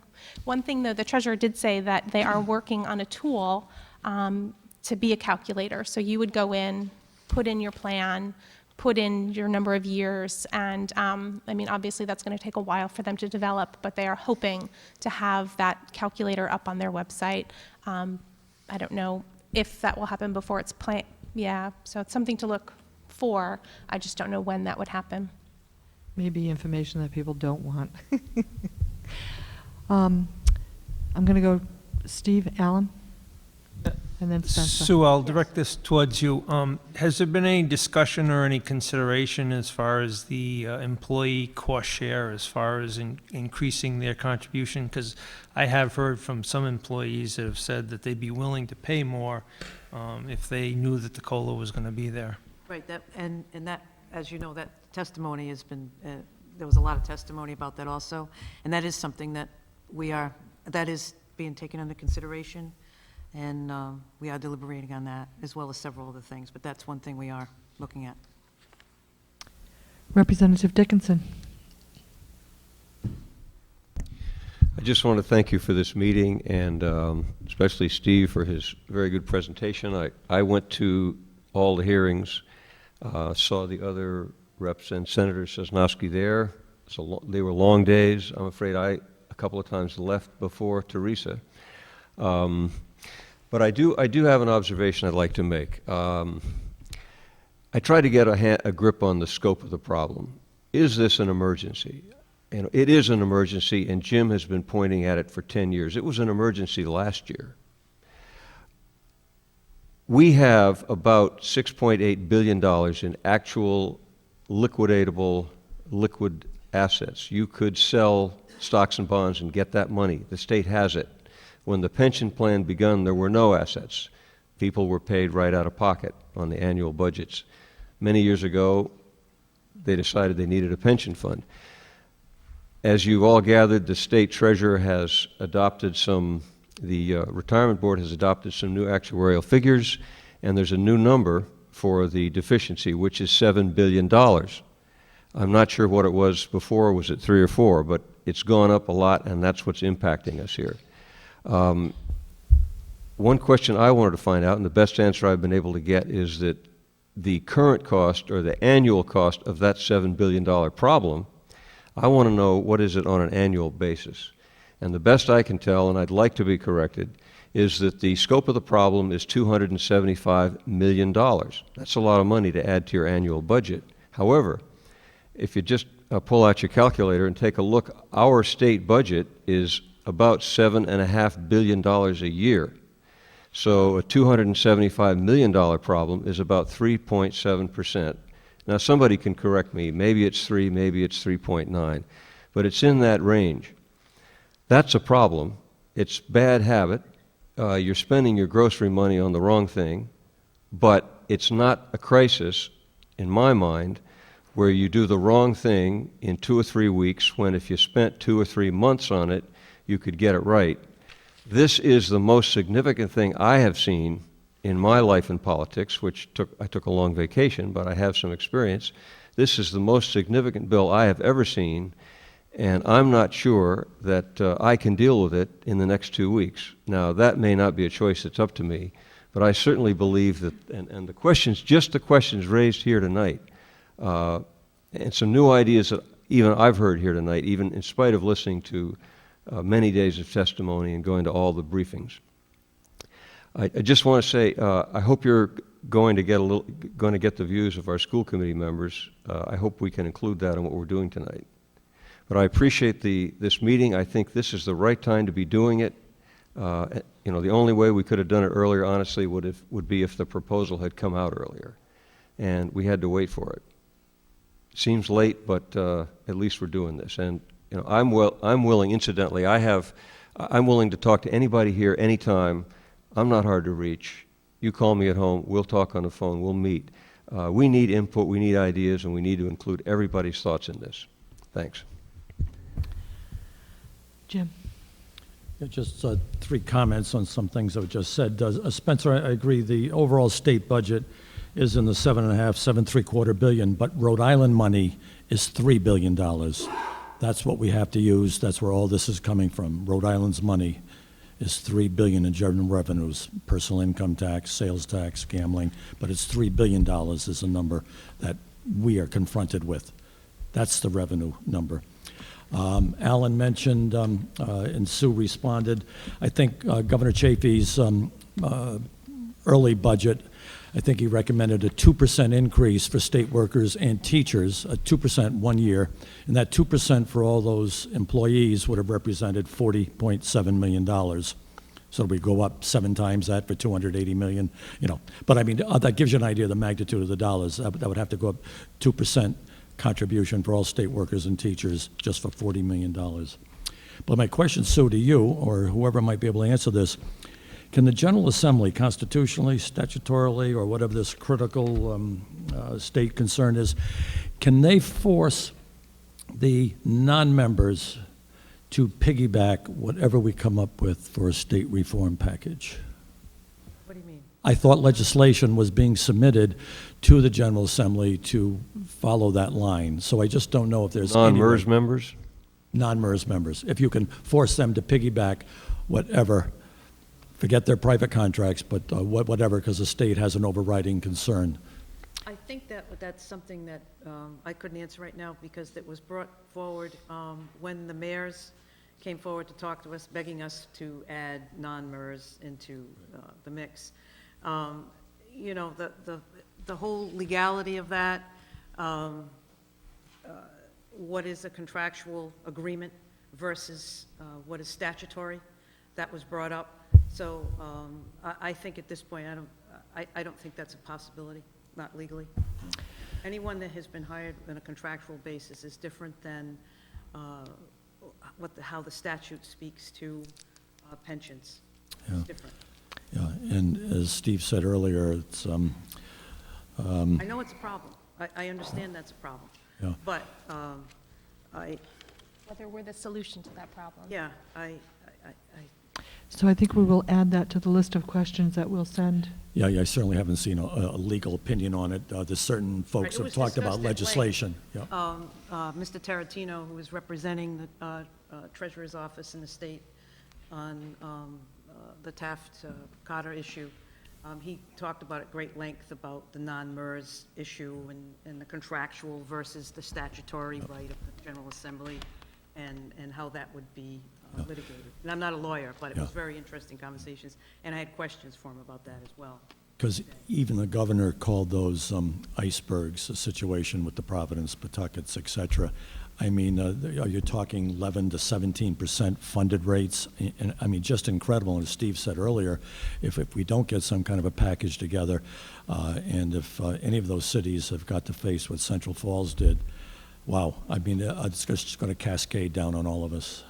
I found it interesting, Jim, in some of the testimony, some of the colleagues, my colleagues on the Finance Committee were asking the mayors, not so much for Angel Tavares, because we know he's just been newly elected, but some of the contracts that have just been awarded, that have just recently awarded in Pawtucket and Cranston. It was quite surprising. There's 5 or 6% COLAs, compounded COLAs, that have just been negotiated, and then the mayors are before the Finance Committee asking for relief.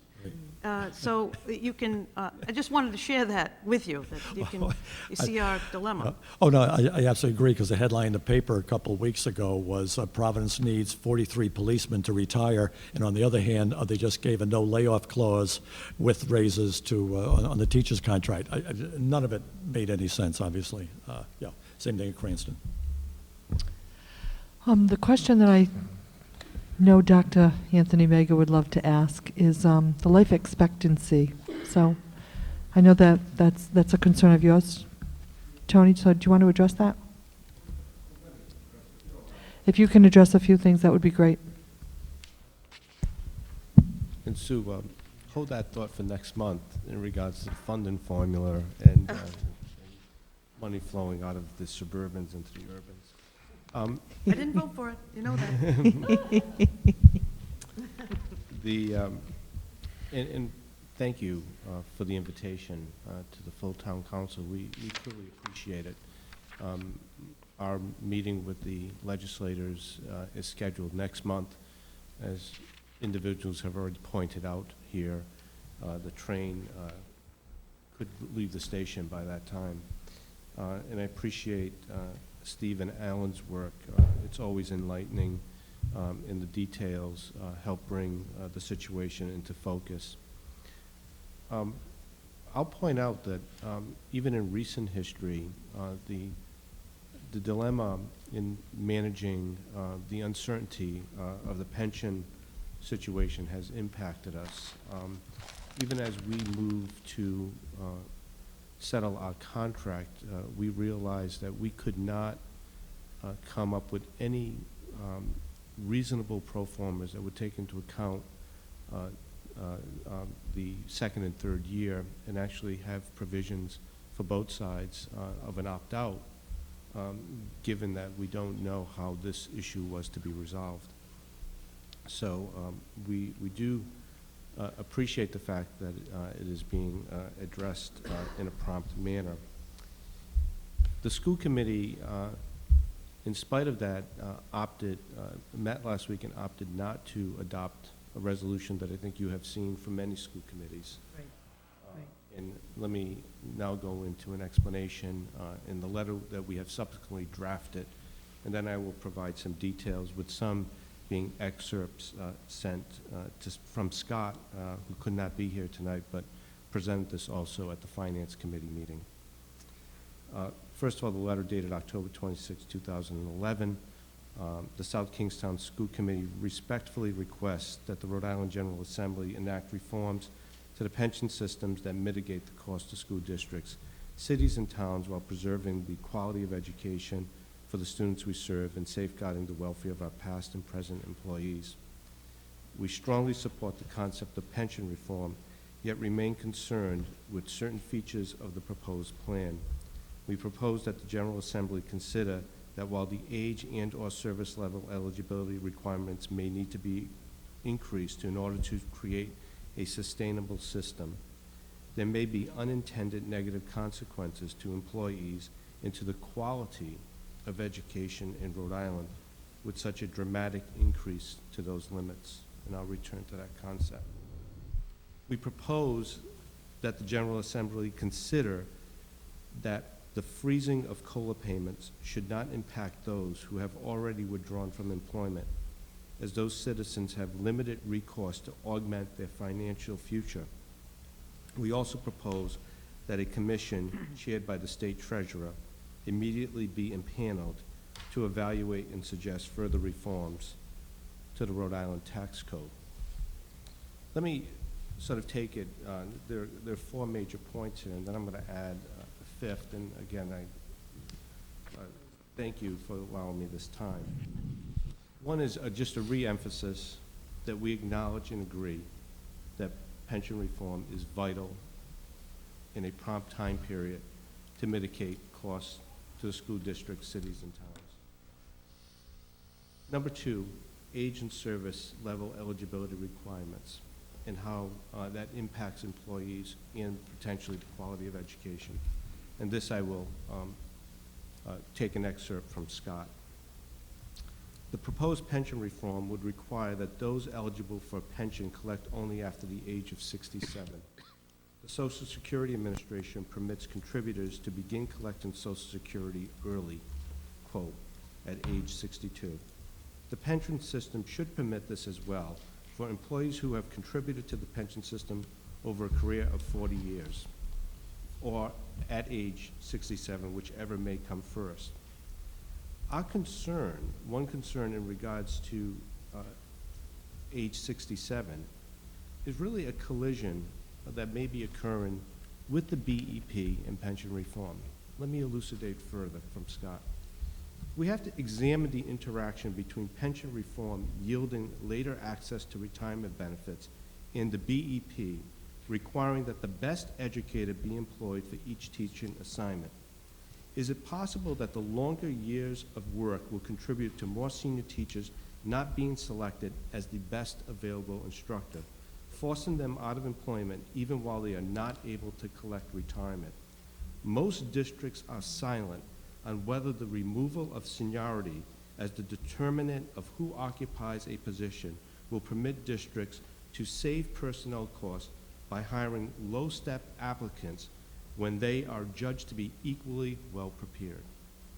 We made provisions within our adoption of the human capital policy to take into account that we would not, in a situation where we have deemed educators to have performed at the same level, that we would not replace a senior educator for a junior educator simply because it was financially more beneficial to the district.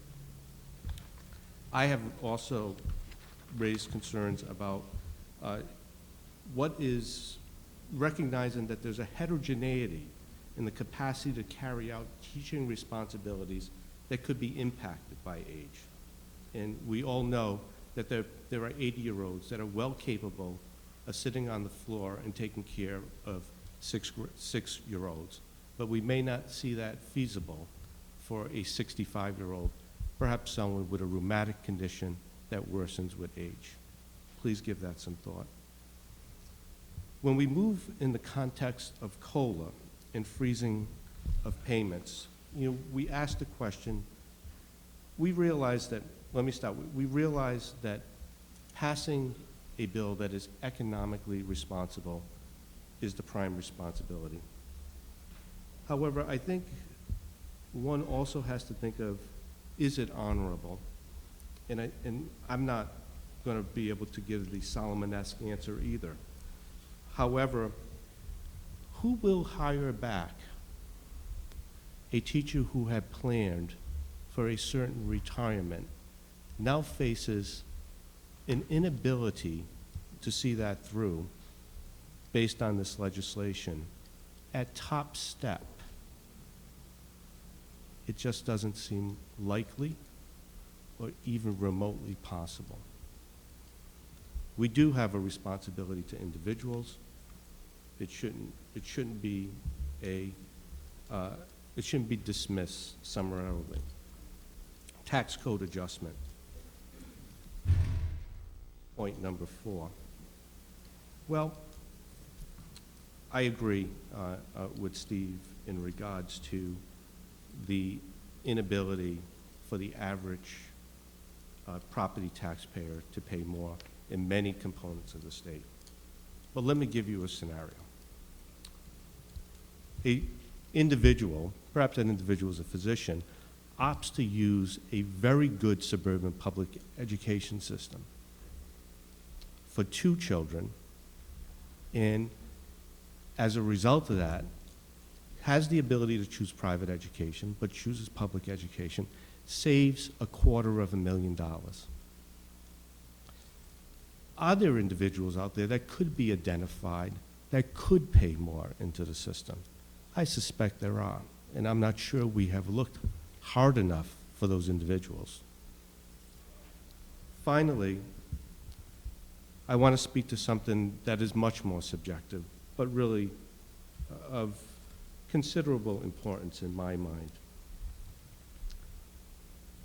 There is no BEP, there is no curriculum, there is no professional development activity that will replace the enthusiasm of a classroom teacher. Drain that enthusiasm, and education will suffer. And we will look back on this day in South Kingstown and say, where did the South Kingstown school system begin to deteriorate? I think we have to acknowledge that that is a very important aspect to the quality of education. And we also need to think of that as we move forward with responsible decision-making. Once again, I appreciate the time. Dr. Mega, did you want to address the life expectancy? Seeing that you're a doctor?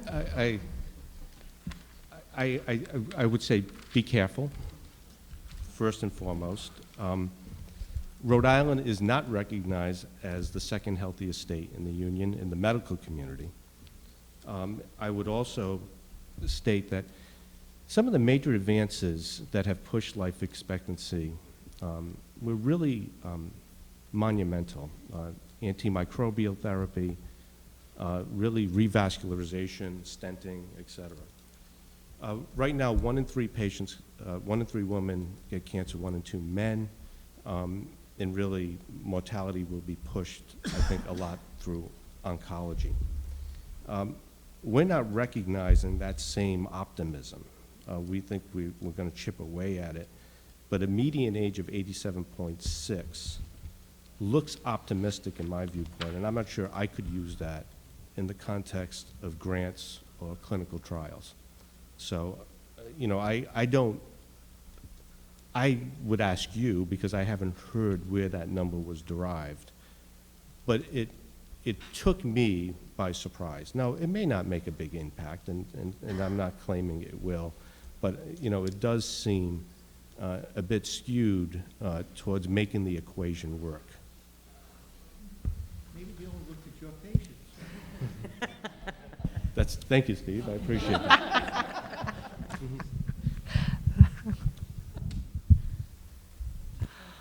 So, Thank you, Dr. Mega. There was lots of questions brought up about the life expectancy and the mortality charts, and the actuary came in yesterday and went through where they came up with their figures and so forth and so on. And we all know about actuaries. Actuaries are actuaries. But anyway, they're not medical doctors either. But we were, I don't know if you've seen any of the charts at all, but we're compared with Utah. We're right up there with Utah. But anyway, I think that's one of the other things, in addition to talking about the COLA for low-income pensioners and retirees, the age, retirement age, that has been brought up as something that I think well, myself, I'll just speak for myself, that I have spoken out on that. We feel that's a little high. And we're hoping that, I've asked for that to be changed, and I'm not alone. Even though we do have, I'd be glad to share with you all everything the actuary gave me. It makes Rhode Island look very, very healthy. Thank you. Teresa. Thanks, Paul. I, too, was greatly shocked at being placed second in terms of living longest to Utah. I lived in Utah for 10 years prior to moving here. And I would say that the actuary yesterday was grilled on this question. And he faced probably more questions about this particular assumption than any other one. And while I am hesitant to justify his numbers, one thing that I found very interesting and very helpful in understanding where he came to his number, he's not looking at people living from birth to age 87.6 on average. What he looks at is people living from retirement, the age to which they live. So once you reach the age of retirement, how long does each profession live? So he looks not only male, female, 65 and older, he looks at each individual profession.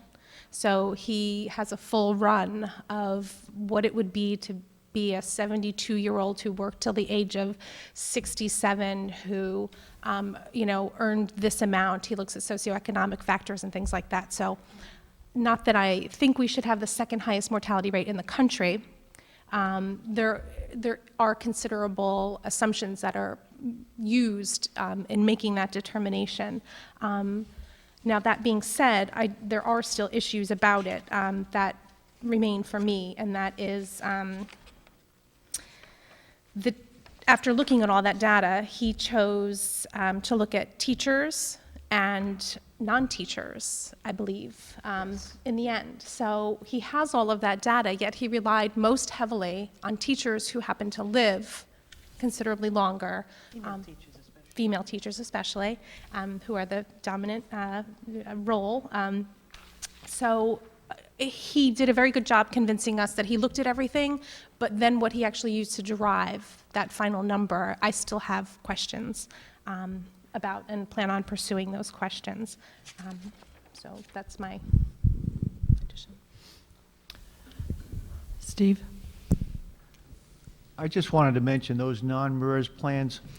The report that was put out by the acting Auditor General in March of 2010, is an absolutely scary report.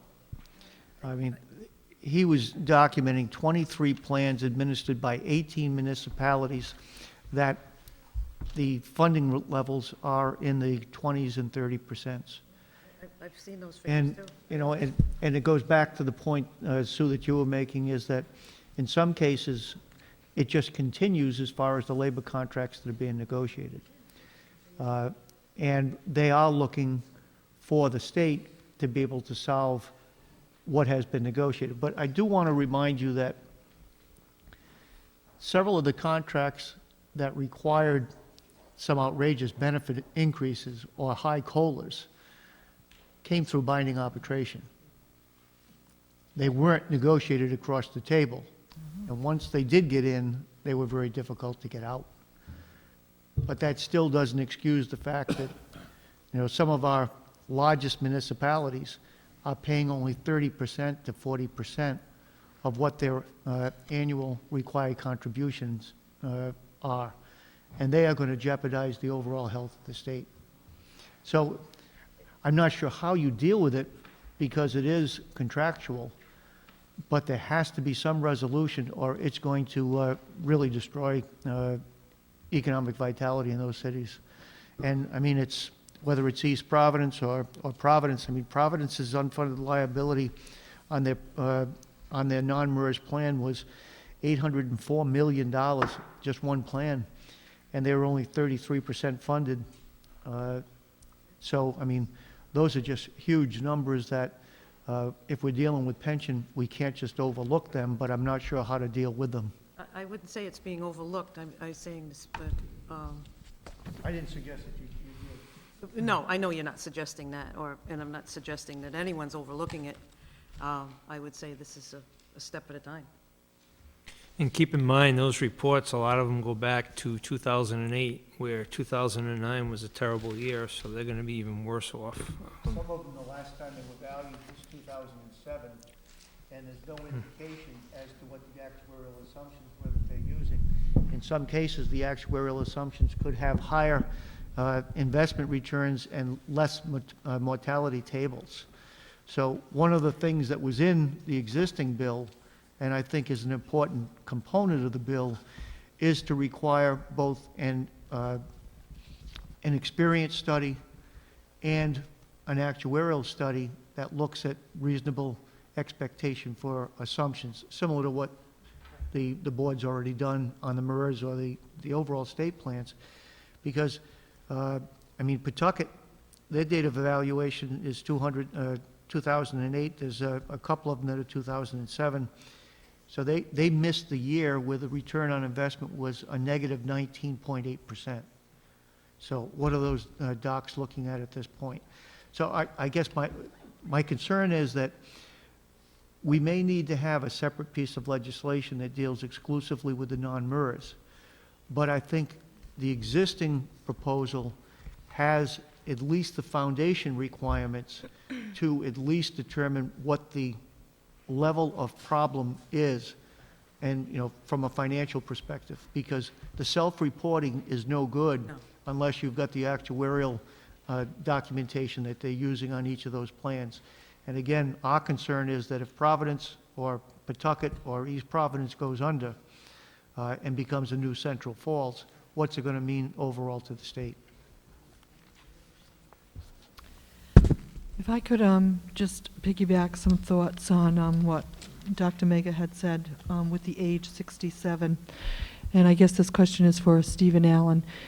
I believe that our school teachers is 66% of the teachers on top step, and if that age is raised to 67, could there be a cost analysis for this town? I would think that this would be an exceeding amount that's burdened to this town. Do we have any thoughts on that? Well, each of the pension plans do have different accrual rates based on years of service. The municipal system is 2% per year. Police and fire at this point with a 20-year is 2.5% per year.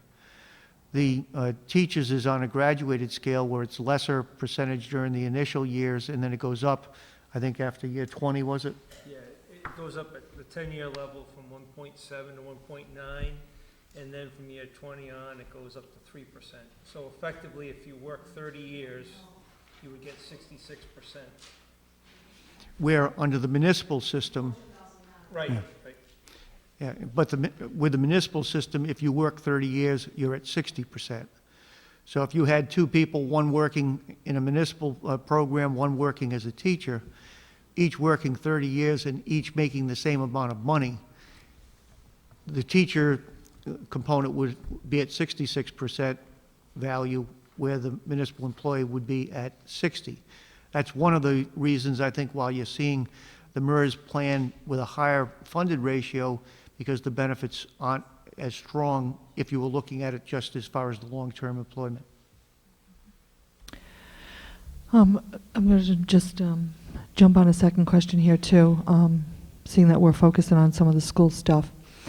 Has the school committee had the conversation with teacher assistants who may work 30 hours in that proposed legislation, I believe, goes to 20 up to 35 hours, and how will that affect teacher assistants? Has the General Assembly had that conversation? I have a couple comments on a couple issues that have been brought up. On that one specifically, I think there was a real admitted oversight. The treasurer, I don't think, had given that consideration. I think the aides, the school cook aides were School another, lunch, yeah. school lunch aides. Or URI lunch people. Who are limited to 32 hours a week because that's all that's available, not, through any choice that's made. Their jobs are specific to that. So there are, my understanding is that there are amendments already in the works to address that problem. For the highest step teachers, the actuary yesterday provided us with a slide on what that will do with the salaries, and I'm happy to, I've got that right here. I'm happy to share that all with you. They estimate some impact. The highest impact, I believe, is in 2024, and then beyond that, again, it's actuarial magic. I don't know how, but it actually will decrease the costs for the districts in later years. So I've got that there. And to address what Steve had brought up with the municipals, if ever there was a portion of this bill to wait on, I think it is that last part that was added at the behest of the governor. I would like to see us take the next 60 days to wait for those cities and towns to put forth what their proposals are. I think just like we're all sharing our ideas and thoughts and making this a better bill, I think those towns need the opportunity to put forth their plans to get on the path to correcting their problems, share what those are among one another, and then make the best steps. I think if they're putting those out by the first week in June or January, we're voting on that second piece of the bill. And giving them that opportunity to understand the full impact of it, I think that that's the best thing that we can do for the state. One other thing that we brought up in our list of questions to the treasurer was higher disability. I think if we're asking people, municipal employees, teachers, to work longer, inevitably there's going to be higher rates of disability that you're all going to have to pay for, and we know that those are different. So we're waiting for a response to that because they are taking an actuarial approach to that question. And as we get that, we'll definitely share it with you. And they have agreed that that is something that they haven't thought about but need to address as part of this legislation. Some of the other things that have been brought up, just to let you all know what you can look forward to, hopefully we'll all get answers on. Addressing those who don't have Social Security. Half of the teachers in the state aren't participating in Social Security, and how will those individuals be made whole enough to exist? So that is something that we're really looking into. We talked about how there used to be a higher ratio of employees to beneficiary recipients. It used to be 3 to 1, and now for every 3 workers, there used to be 1 retiree. We're now looking at about a 1-to-1 ratio. Having something along the lines of a tariff. So every time we hire a consultant to replace what used to be a full-time contributing member, the state now has to pay a tariff, so to speak. A 10% tariff has been proposed that would go into the pension fund so that we're not continuing to erode the base of people who are paying into the pension, even if we're not, employing them as a full-time position. So that was something that was looked very favorably upon when brought to the treasurer. Another question that I've heard many times, how can we ask someone to work for 25 years, retire at 55, and receive a pension benefit for 40 years? We talk about sustainability, tying this to finding a way to make this entire pension system sustainable, and I think that that's one question that remains. And when we talk about our public safety employees, that's a big question that I think remains out there. And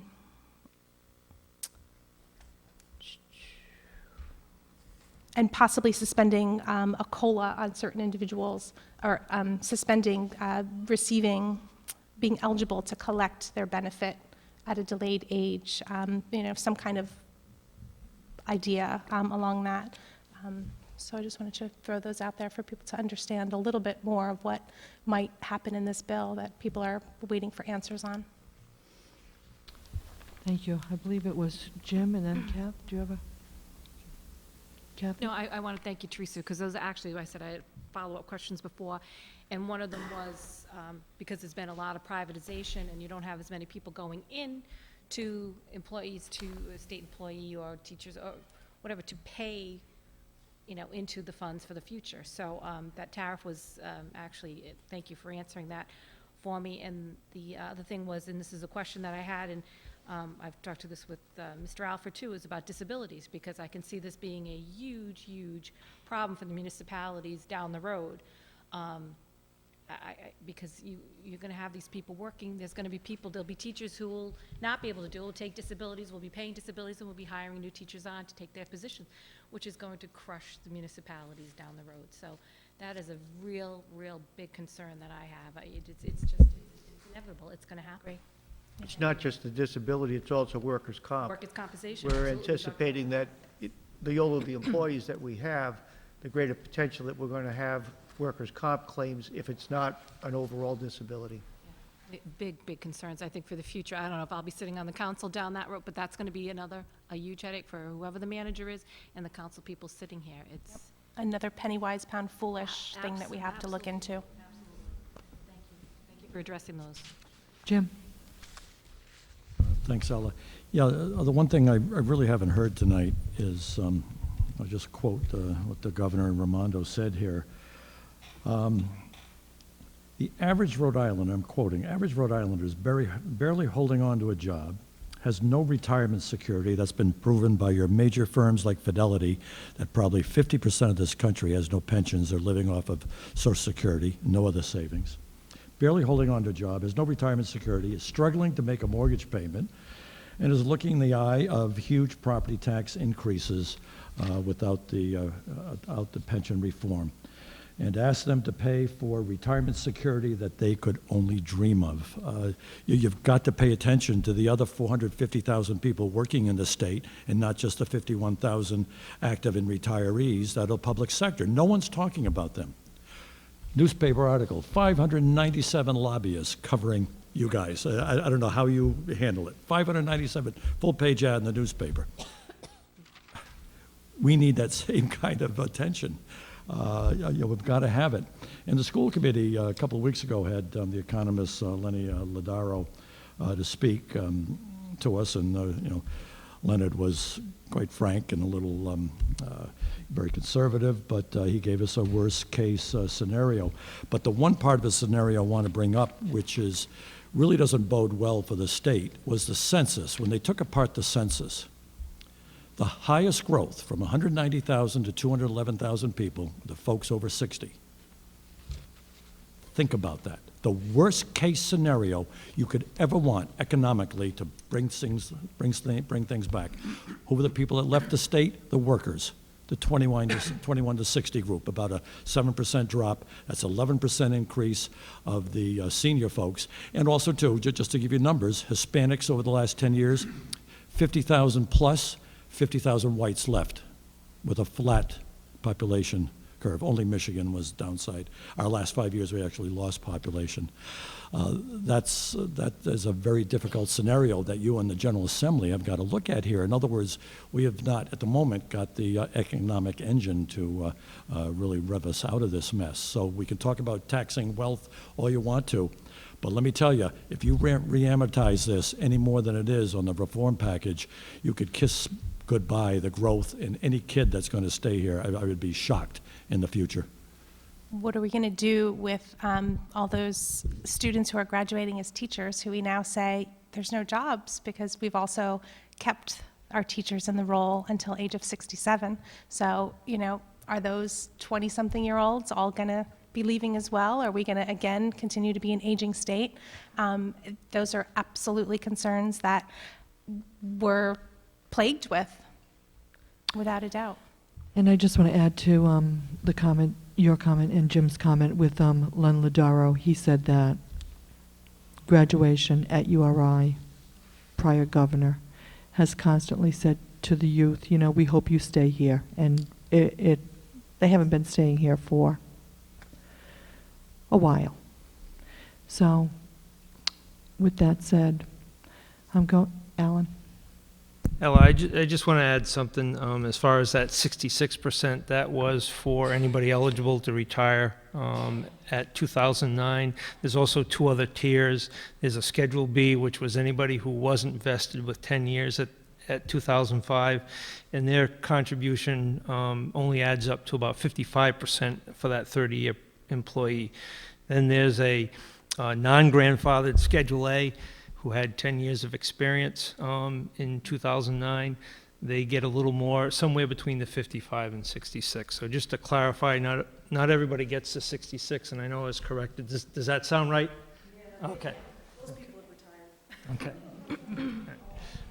Yeah. That's the problem, is trying to keep straight each of the different pension plans and what the accrual rates are, because they are treating employees in so many different ways. Right. And I was just thrilled that it had been a conversation, you know, with the General Assembly, so that's what I was looking for. At this time, do we have any more questions, or can we go out to questions from the audience, or comments from the audience? School committee, anything more to add? Legislators? I have one more thing I'd like to add, and that is, again, you know, looking at shared sacrifice, I have to say one piece that stuck out for me, and there was a chart that was put in the Providence Journal that I thought outlined this quite clearly. I do have concerns with the judges. We're looking at people who themselves, they're called non-contributing members. They maintain 80% of what they earned. They work far shorter than any other state employee, and they have the best benefits. And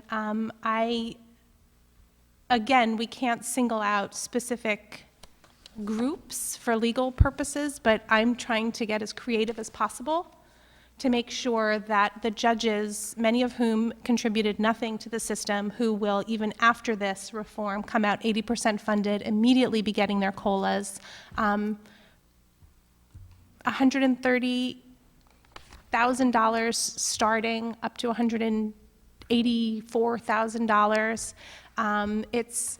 It's really, that's a huge concern of mine. We are asking everyone in the state to sacrifice, from the taxpayers right on down to the employees, and I don't see where the sacrifice comes in for the judges. So I just wanted to bring that up because I found that offensive personally.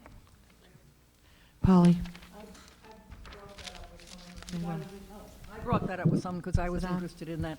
Originally, they were given a particularly beneficial pension plan because we want to keep our judges just as good as possible. We don't want them to be tempted by anything else. So I think that this was, they would be out of politics, and I think it's important to consider that. And I thought it was an interesting comment. It's an interesting comment. I would argue that comparing our judges, the quality of our judges, the education level of our judges to those in Massachusetts, and we want to attract the best and the brightest for every sector. And I think that compared to what we're paying our judges, they're less educated. The quality of education that they have is, this was an article in the Providence Journal, and they did dollar for dollar, graduating from school to school. They did a comparison, and I don't make the facts. I just am repeating what I read, and they are, they're getting wonderful benefits, and I don't think that by decreasing them in order to make a shared sacrifice across the state that we would be harming the quality of our judiciary. And I think they would be the first to say, yes, they would be willing to give too, I think. I feel very strongly everyone has to give in this. I think it was Carol and then Jim. certainly they should share in the burden that everybody's sharing in, and I'm not suggesting that they shouldn't, but I think to attack them on their education and their expertise. We have lived in a state of Rhode Island that did not have a law school for many, many years, and most of us who did go to law school had to travel nights or days. So, I mean, the comparison is unrealistic with Massachusetts, with, I don't know how many law schools they have in Massachusetts, but it's quite a few. So, I mean, to attack the judges on education or expertise, very unfair. So, and that, I'll leave it at that, but yes, they should share in the burden that's being placed on the taxpayers, the public employees, the teachers, municipalities, across the board. And I give you credit for bringing it up, Teresa. Jim? I certainly agree with Carol. I think we have a lot of talented individuals. Maybe the law school issue is a major part of that, but I certainly think we have some talent. And of course, everywhere you find a few that maybe politically were put on there. But the pensions are the issue. The non-contributing makes me sick. It really does. But the worst part about that, I looked up some of the ages of these guys. They came out, and women, came out of major law firms with major profit sharing and already pension accounts already in place. Now that's compounding again. I mean, this is really, talk about double, triple whammy. I mean, what a great deal. And I think that should be factored in, that maybe there should be a subtraction of what you earned in the private versus at what point you can take out. But it's just, it's really too much. It's beyond unreasonable and unfair. And they have the average family out here taking a look at things like that. It really hurts. Okay, are there any further comments? One more round before we go to the public. Jim? I'll make it short, just for our General Assembly friends here. I brought up Lenny Ladaro, who's at the school committee, giving us kind of a worst-case scenario thing. But a few other things that you've got to consider here, and so I don't see where we really have relief coming up here to help us out of this pension situation. And why do I say that? You don't say what? Why there's no relief except to look at this pension reform directly. I don't think we're going to find money anywhere else. And the reason for that is, as you know, Massachusetts has just approved both House and Senate. They're working on a combination, 3 casinos and a slot. Every expert has talked about taking at least $130 to $150 million out of the general fund of Rhode Island. Maybe that won't come on for a couple of years, but what a huge elephant in the room there. Also, too, you've heard about the $1.5 trillion, gorilla in the room, and that's Washington. And Washington, with the super committee on finding $1.5 trillion of cuts, one of the major pieces of that will be the defense industry. Well, guess where Rhode Island is? Right there. Our defense industry, high-tech and otherwise, Middletown, Newport, this should be a worry. And not having the former power we used to have in the Congress, as you know, with the populations moving south and westward, that is high risk coming at us. We talked about the census earlier. Former Mayor Paolino said he is absolutely worried, as we all should be, if Bank of America follows through with some of their huge cutbacks of workers. Providence is one of the main, Rhode Island is one of their main employee base, not only at the Fleet Center, but in their out areas where they handle everything from credit cards to you name it. Very dangerous scenario. URI, you saw another 10% increase. I mean, this is really incredible. And probably the one thing I'm really having a problem with, in yesterday's paper, now passing credit card debt in the United States, and you could talk about everybody here at URI going to college, college loans have just passed the $1 trillion mark. The default level's now hitting double digits. This is true for us here in this state at our own home school. So in other words, look at all these families. Look what they're going through. Look what their fears are. And you've got to look at this. And my last beef is, and hopefully Steve will confirm this, South Kingstown families and taxpayers send a lot of money to the state of Rhode Island, just using my $3 billion number. If you use our population of 3% and $3 billion of revenues, let's say South Kingstown produces $90 million of money for the state of Rhode Island. and I'm getting back a little over $8 million for my schools, a little over $4 million for various municipal and debt issues, $12 million return. I can't imagine any other, maybe Block Island, maybe Narragansett, but we just aren't getting a fair return of what we put in there. So I guess we're considered a very wealthy community, because look how much we put up there and how little we get back. So I'm just stating that in terms of numerical issues. So thank you, Ella. Thank you. At this time, I'm going to open the mic to the public. If you'd like to come forward and make a statement or a question or a comment, please just state your name. Welcome. Thank you. And thank you all for taking the time to be here and for your service and for your dedication. I'm Esther Eberly. I'm a graduate of South Kingstown High School. I went to University of Rhode Island and got my bachelor's in education. And I started teaching at South Kingstown High School as a math teacher, and then I went on to get my master's degree in mathematics at Providence College. Right now, I'm at the high school currently, and I teach 2 algebra classes, and I teach 3 calculus classes. One of those is advanced placement calculus. I live in West Kingston, and I have 3 children that have come through the school system. I have a prepared statement that I would like to read, and I'm going to vary from that a little bit based on some of the things that I heard tonight from you all. This is my 26th year of teaching in a Rhode Island public school. I was raised to believe that educating all children is one of the most important responsibilities we have as a society. I knew I could make a positive difference in many people's lives if I became a public school teacher. Though I was very passionate about teaching, I was not so excited about the salaries offered to teachers. Non-teachers having a bachelor's degree could earn significantly higher salaries than I would be able to earn as a teacher with a master's degree. However, I could justify teaching at the lower salary because the job security and defined pension benefits embedded in the system compensated for the lower salary.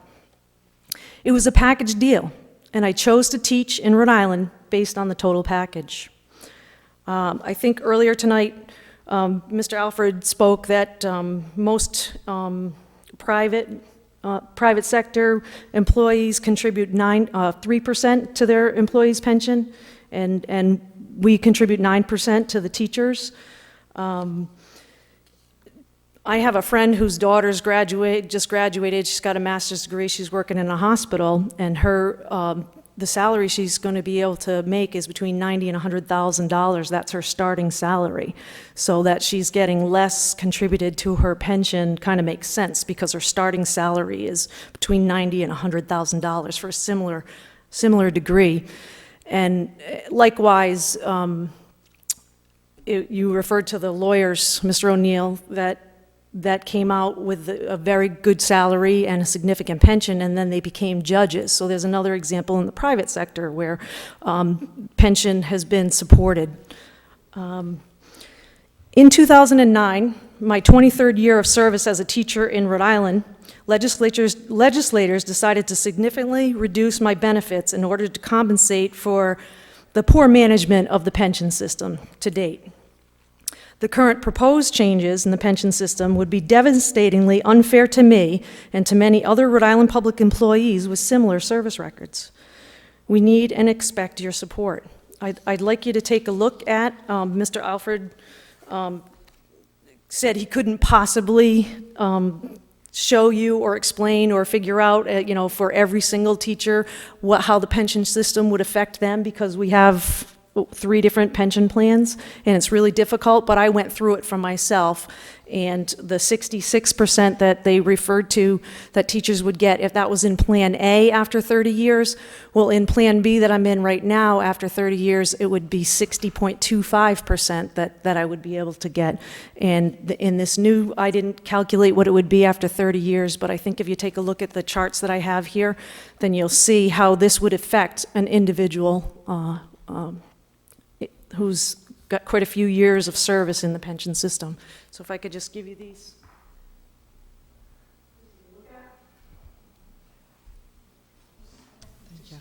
You just, okay. That's good. Yeah, she's prepared. AP calculus. Thank you.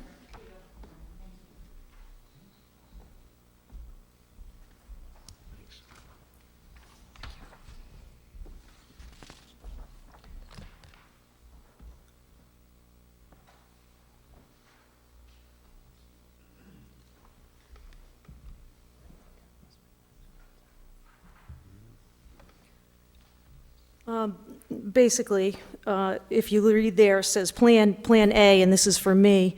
If I work 23 years, I worked for 23 years and planned on my retirement based on these benefits, which would be a minimum benefit of 60% salary after 28 years of service, and which I'd be 52 years old. Under Plan B, which went into effect in 2009, to reach my minimum benefit, I would have to work 30 years of service, and that would be for a 60.25% salary benefit for 2 extra years for 0.25 percentage increase. Under the current proposal, I would be now 17 years away from retirement rather than 4 years away from retirement.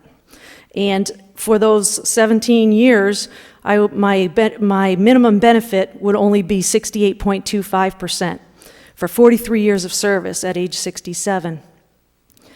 If you look at the maximum benefit that I was promised for 23 years, and I chose the teaching because it was a package deal, 80% benefit after 35 years of service, I would be 59.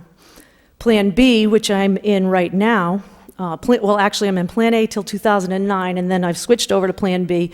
My maximum benefit is capped at 75% salary, and I would work for 36 years of service, and I'd be 60 years old. Under the current proposal, I would, in order to earn the maximum 75% salary benefit, I would need to work for 60 years, and I would be 90 years old in order to earn my maximum benefit. Now, if I only worked till I was 89, then I'd get 74%, and if I worked till I was 88, you know, it's 1% a year at that point in time. And if you look at the charts below, then I think it's really clear that my benefit doesn't increase very much at all, but the number of years that I have before I can retire and the number of years that I have before maximum benefit increases significantly for the current proposal.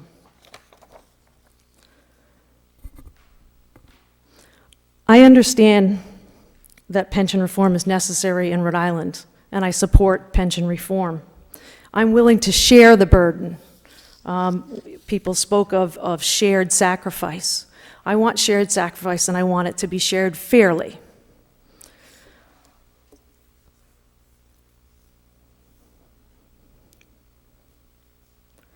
Please don't make the changes in the pension system until all options have been considered and a comprehensive plan is developed in which the financial burden is shared fairly by all Rhode Islanders. Right now, it's grossly unfair to some if this pension reform is adopted, and it shouldn't be pushed through the state legislature in its current form.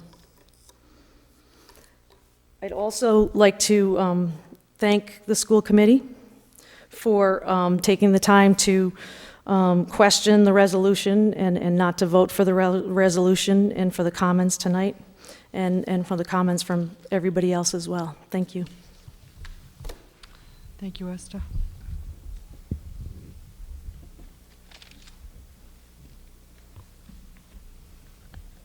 Good evening. I'm Susan Camerlani. I teach at the high school with Esther in the English department.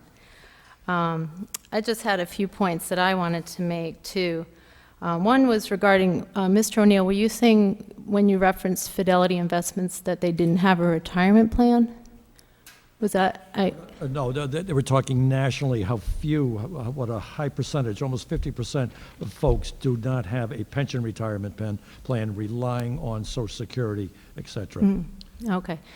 Yeah, I think that's part of what ought to be a national discussion. I think there's a lot of, battle lines drawn between private and public sector, and I think, unfortunately, that's because we've let the private sector dictate what is a humane way to carry out your life. I mean, as an English teacher, I call to mind Death of a Salesman, and, what was promised to Willie Loman and what ended up being, Willie Loman basically left on the side of the road, and he ended up taking his own life. I mean, I don't want to get melodramatic, but I also think the private sector has a little different situation. For example, my brother-in-law, he's a senior vice president at Fidelity, and granted, not everyone's a senior vice president, but he was prepared to walk away from that job at 26 years in January.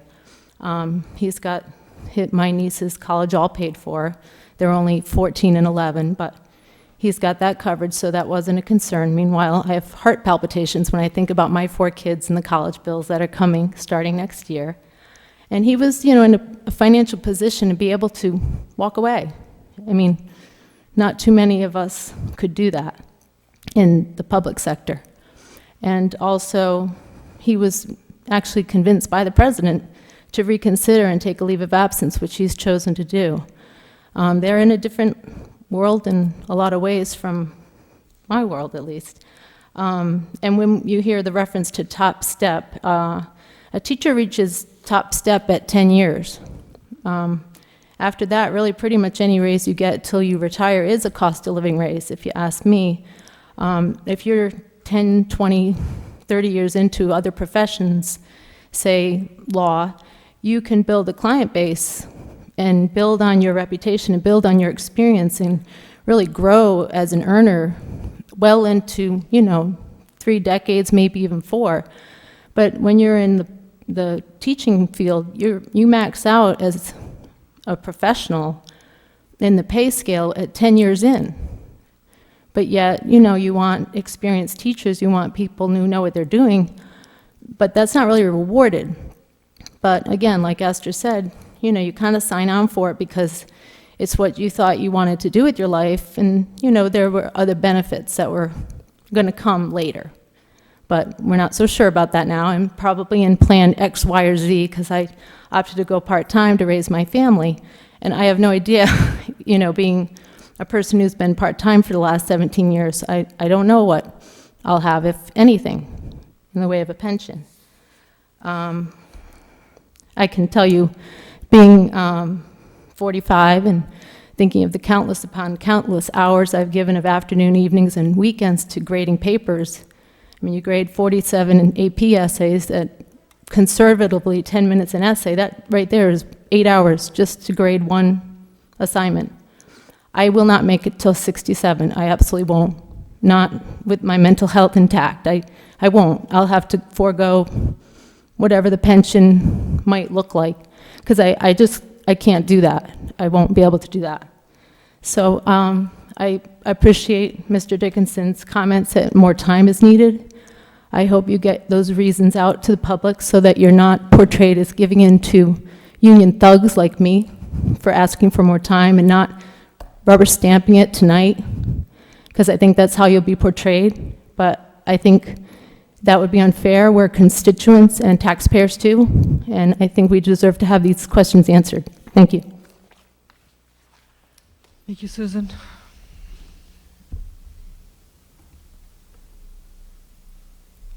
I'm on my way home to correct papers, but I just wanted to say a couple of things. My name is Robin Wildman. I teach here in South Kingstown. This is my 21st year. And I wanted to address your comment, Tony, about enthusiasm. I am so disheartened to listen to my colleagues constantly say, I've got to get out and do something else. I can't do this anymore. So I just really wanted to drive home that fact that what's happening right now is driving good, awesome, seasoned professionals out of this career. So I just wanted to let you know that things aren't so great behind the ranks right now as far as people are concerned and how they feel. Thank you. Thank you, Robin.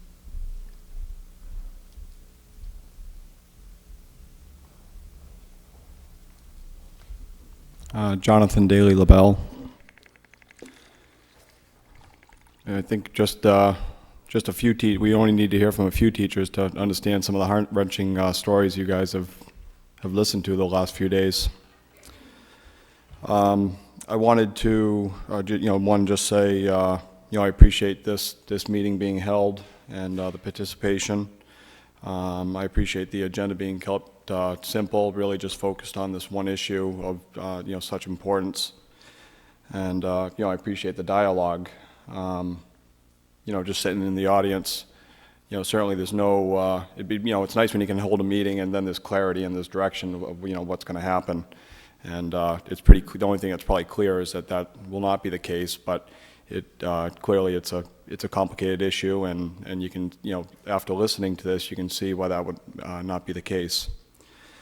I had a question, what existed, as far as returns before the COLA was enacted? I guess it looked like on the teachers fund. I don't know who I'm asking this question to, but 10 years ago, and it looked like some of the other funds that went back further than that.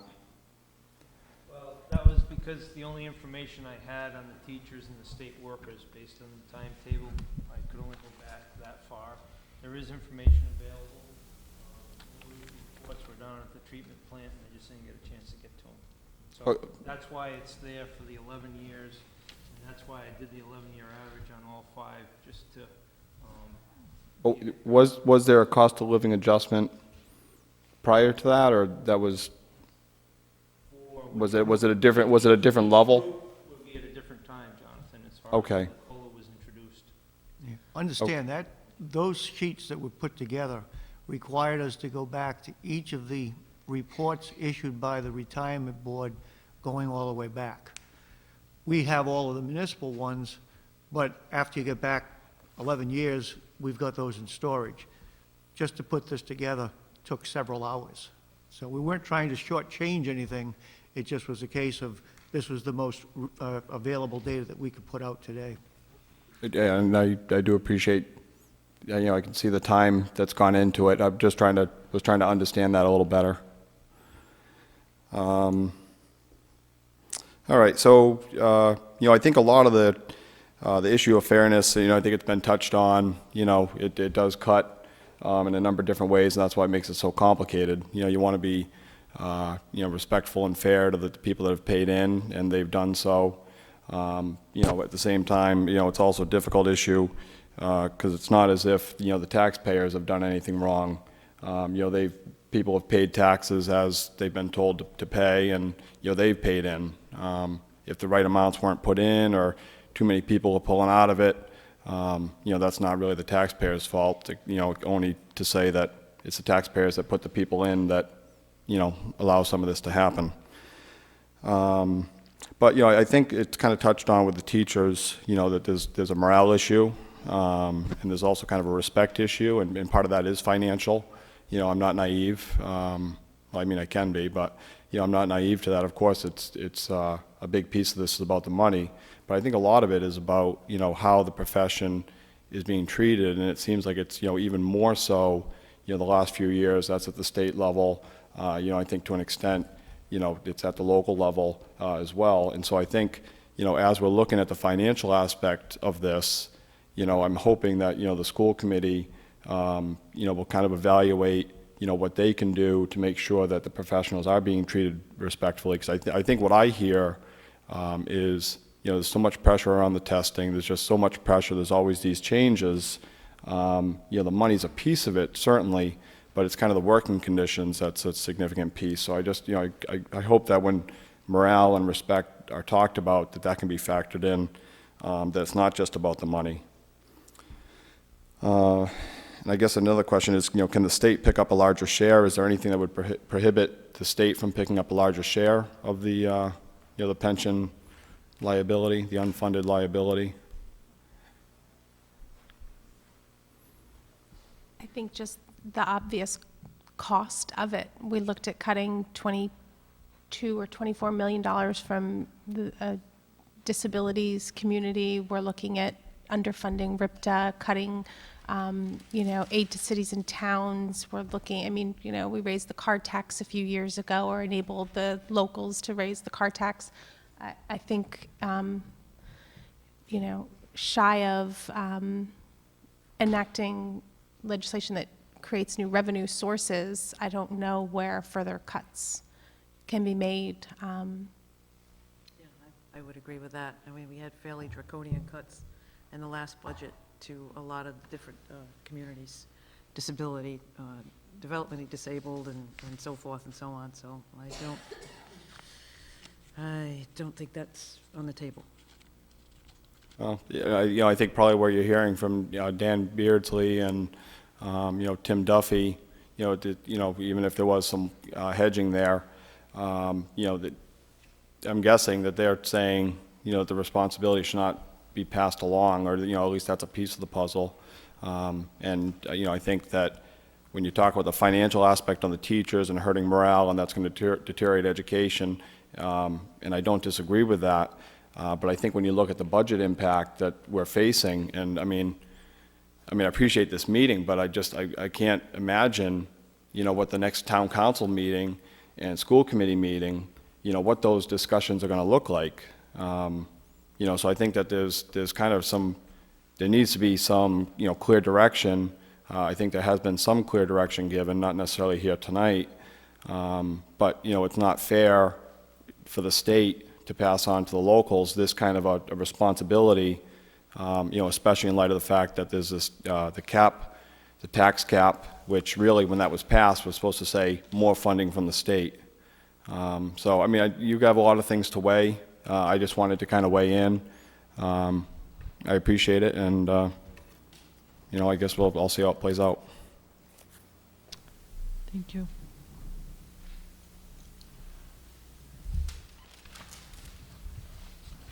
I'm Jackie Fagan. I'm a teacher at the high school as well. I'm one of those teachers that got on board fairly late in my life. So I have 12 years in. I'm pretty sure I'm Plan Z. I don't pay attention to the pension plan because I've pretty much given up hope that I'm going to get any. It's not what I'm here to speak about. What I'm here to talk about is somebody brought something up about the judges and how we want to keep quality judges. I think you need to consider that by affecting the pension plan very drastically, you're affecting the quality of teachers that we have in the state. I can speak to 2 or 3 amazing teachers who retired early because of what they did to the retirement system. Was it 2008? Again, I try not to pay attention because of the morale thing, you know. So we're losing quality teachers. There's no doubt about it. It's already happened. I know school committee knows names like Randy Dimmick and Jim Buxton. These are guys who did not want to retire, but they had to because of their families. So you worry about judges, worry about teachers too, because you're losing some really good teachers. Carol? I don't think anybody at this table said they were worried about judges. I think Polly gave an explanation as to why some of these, why the judges are on such a, why their plan was different than others from the onset, not why it still is today. I don't think anybody is feeling any sadness for what the judges are going through right now. I don't think you heard that from this table. But we do hear the statement, Jackie, with the loss of, I know those 2 teachers well, and you're right. Those were 2 teachers that definitely is a big loss to the system. I know that.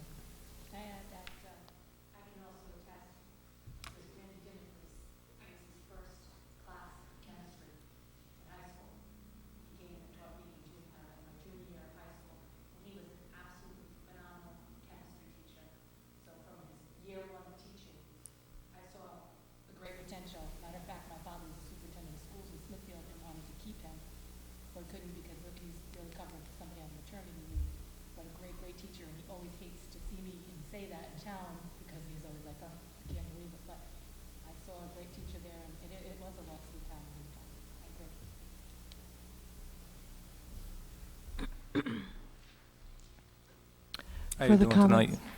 Welcome, Dave. Thank you. I'm Dave Carey. I've been teaching in the school district for a long time. I had hair when I started, so it's been a while. A nice full black head of hair that's gone. If you stick around longer, somebody may be able to rejuvenate that hair. Nah, that's all right. There's less work with this. I was one of those 66% guys. If things stayed the way they were, January 25th, I could have been collecting the 66%, but things changed. There's just a few points that I want to make, and then I'll sit down and shut up. A lot of people talk about private retirement things and you know, these annuities and all these other things. One thing you got to remember is in the private sector, a lot of that stuff is optional or it's not. There was no options here with me. The first paycheck I got had 7% taken out of it. You know, nobody said, do you want to do this? Do you think it's a good idea? If I wanted to teach, you take 7%. That's it. When they switched to 9.5%, nobody said to me, in fact, I didn't even know what was happening. Maybe that's my own fault, but all of a sudden I got a paycheck and boy, it's a little less than what I expected. Well, because they took 9.5%. And you take that stuff and you go, okay, I'll live with that because there was a promise. And I'm sure you've heard this story 100,000 times. I don't know how many hours you sat through these testimonies. But it's the truth. I mean, nobody did anything. We didn't do anything wrong. You know, it's just, that's the way. Now all of a sudden there's no more promise. And from one day I went to 28 years and possibly 60% to then now maybe age 62 and so many percent. And somebody said tonight here that if you think this is the one fix, I really got a feeling there's going to have to be another fix. And where am I going to fall on the next fix? You know, when I get to be, I missed this first cut by about a year. Now they tell me maybe I have to work to 62. Okay, so when I get to be 61 and a half, am I going to miss that one by a half a year?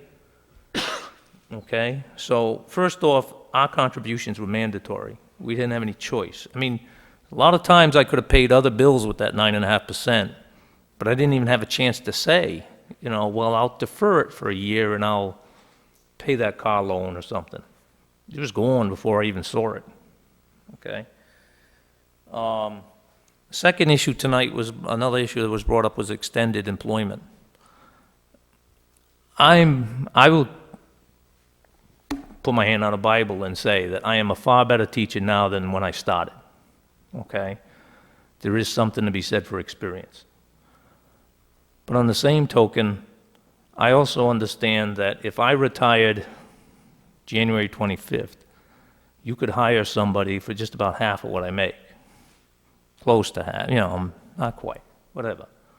So now if you make me go till I'm 62, just rough figuring, that's going to cost the town $280,000 more than hiring somebody else at half my pay. I don't quite make 80,000, but you know what I'm saying. It's rough numbers. Yeah, look over there. Look, miss the numbers. Okay, all right. If you add the energy job that I make 19 cents an hour doing, then yeah, okay. Then I might get up to 80,000. And if they push me then to 67, that's 11 more years. And if you kind of average it out at $40,000 more a year over a lower step teacher, there's $440,000 more money that, well, you're going to retire by then, but whoever's sitting in that chair is going to have to come up with. Well, I don't know, maybe you'll never retire, who knows? Okay? But, and that's just me. You make that happen with 50 teachers and start crunching some numbers, the town is going to be into some huge liability or well, whatever the fancy legal accounting word is for that.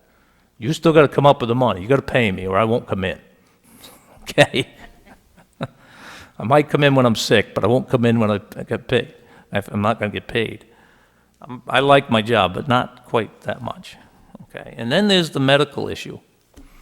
You know, I have a knee that has to get replaced.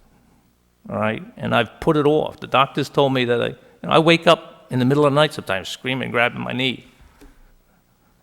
And I put it off because I can't get a sub that can do my job.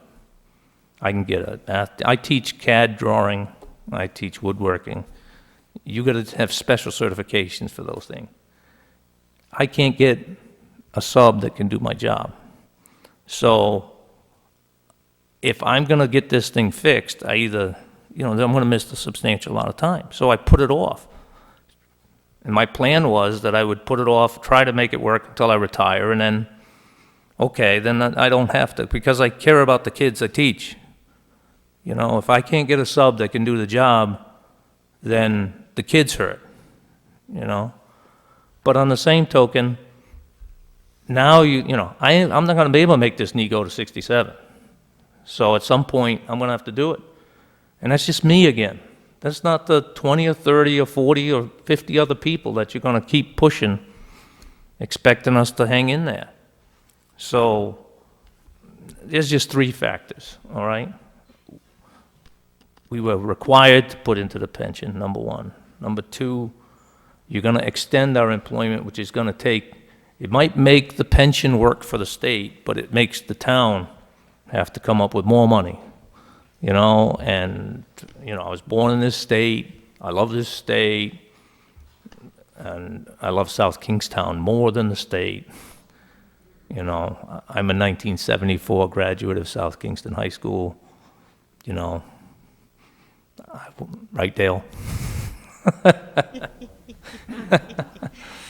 Giving your age away. And, but I just think about those things, and I wouldn't want your job.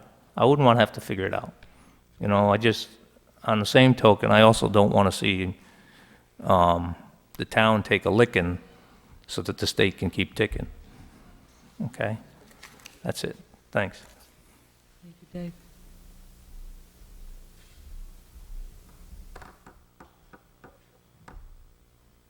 Further comments from the public?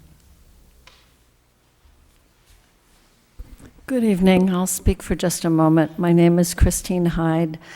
I retired this year from a magical career in South Kingstown.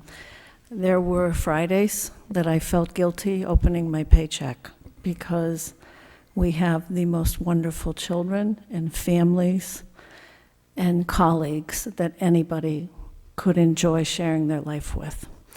I would like to speak to a comment Dr. Mega made about the heterogeneous makeup of our faculties in the past and how I think this package would alter that. One of the most wonderful things is that we have teachers right out of school, and we have teachers as old as I am or older, and we can share our experience, and they can share their very most current practice from the university, and we can both share a love for children and the subjects that we teach. And that's energizing, that builds morale, that makes everybody feel part of a true learning community, and that really fosters education for children being at the highest level, which is what South Kingstown has expected and delivered to the families here. I left this year just shy of 62. There will be, and I can access my retirement. It is less than 30% of what I made after 22 years in the classroom. Without a COLA, who knows, maybe I'll get one that year that I turn 81, if I have really good medical care in the meantime, and I survive that long. But I'm not sure I'll be able to survive in the economy in Rhode Island. I think that this is a problem that has developed over years and decades. My greatest concern is that because of the hysteria of the emergency, it's a problem that will be solved in weeks instead of months or years. And I ask you to please do your due diligence, because the decision that you make will affect thousands and thousands and thousands of citizens in Rhode Island. And I don't want them to be in a bad place, nor do I wish to be there myself. So thank you for your time. Thank you for organizing this meeting tonight. I think it was certainly timely, but I hope that our elected officials will take the time to make a decision that really supports the people that have supported the town of South Kingstown and other towns across the state. Thank you. Thank you, Christine.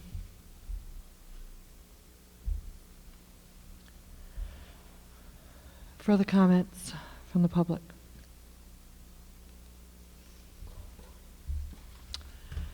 Any further comments from school committee, legislators, or town council?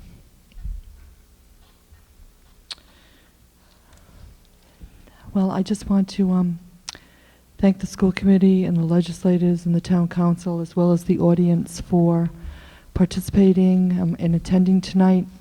I feel as though we've had a valuable, rich dialogue. I think that we are all walking away from town hall, furthering our knowledge about where we're at, and we need to continue to work together through this process. So we will forward the questions. I think we're in agreement with that here at the town council table, to the general treasurer's office with CC to the legislators, and hopefully we will all work together to be a part of this solution. So thank you, everyone, and Kath?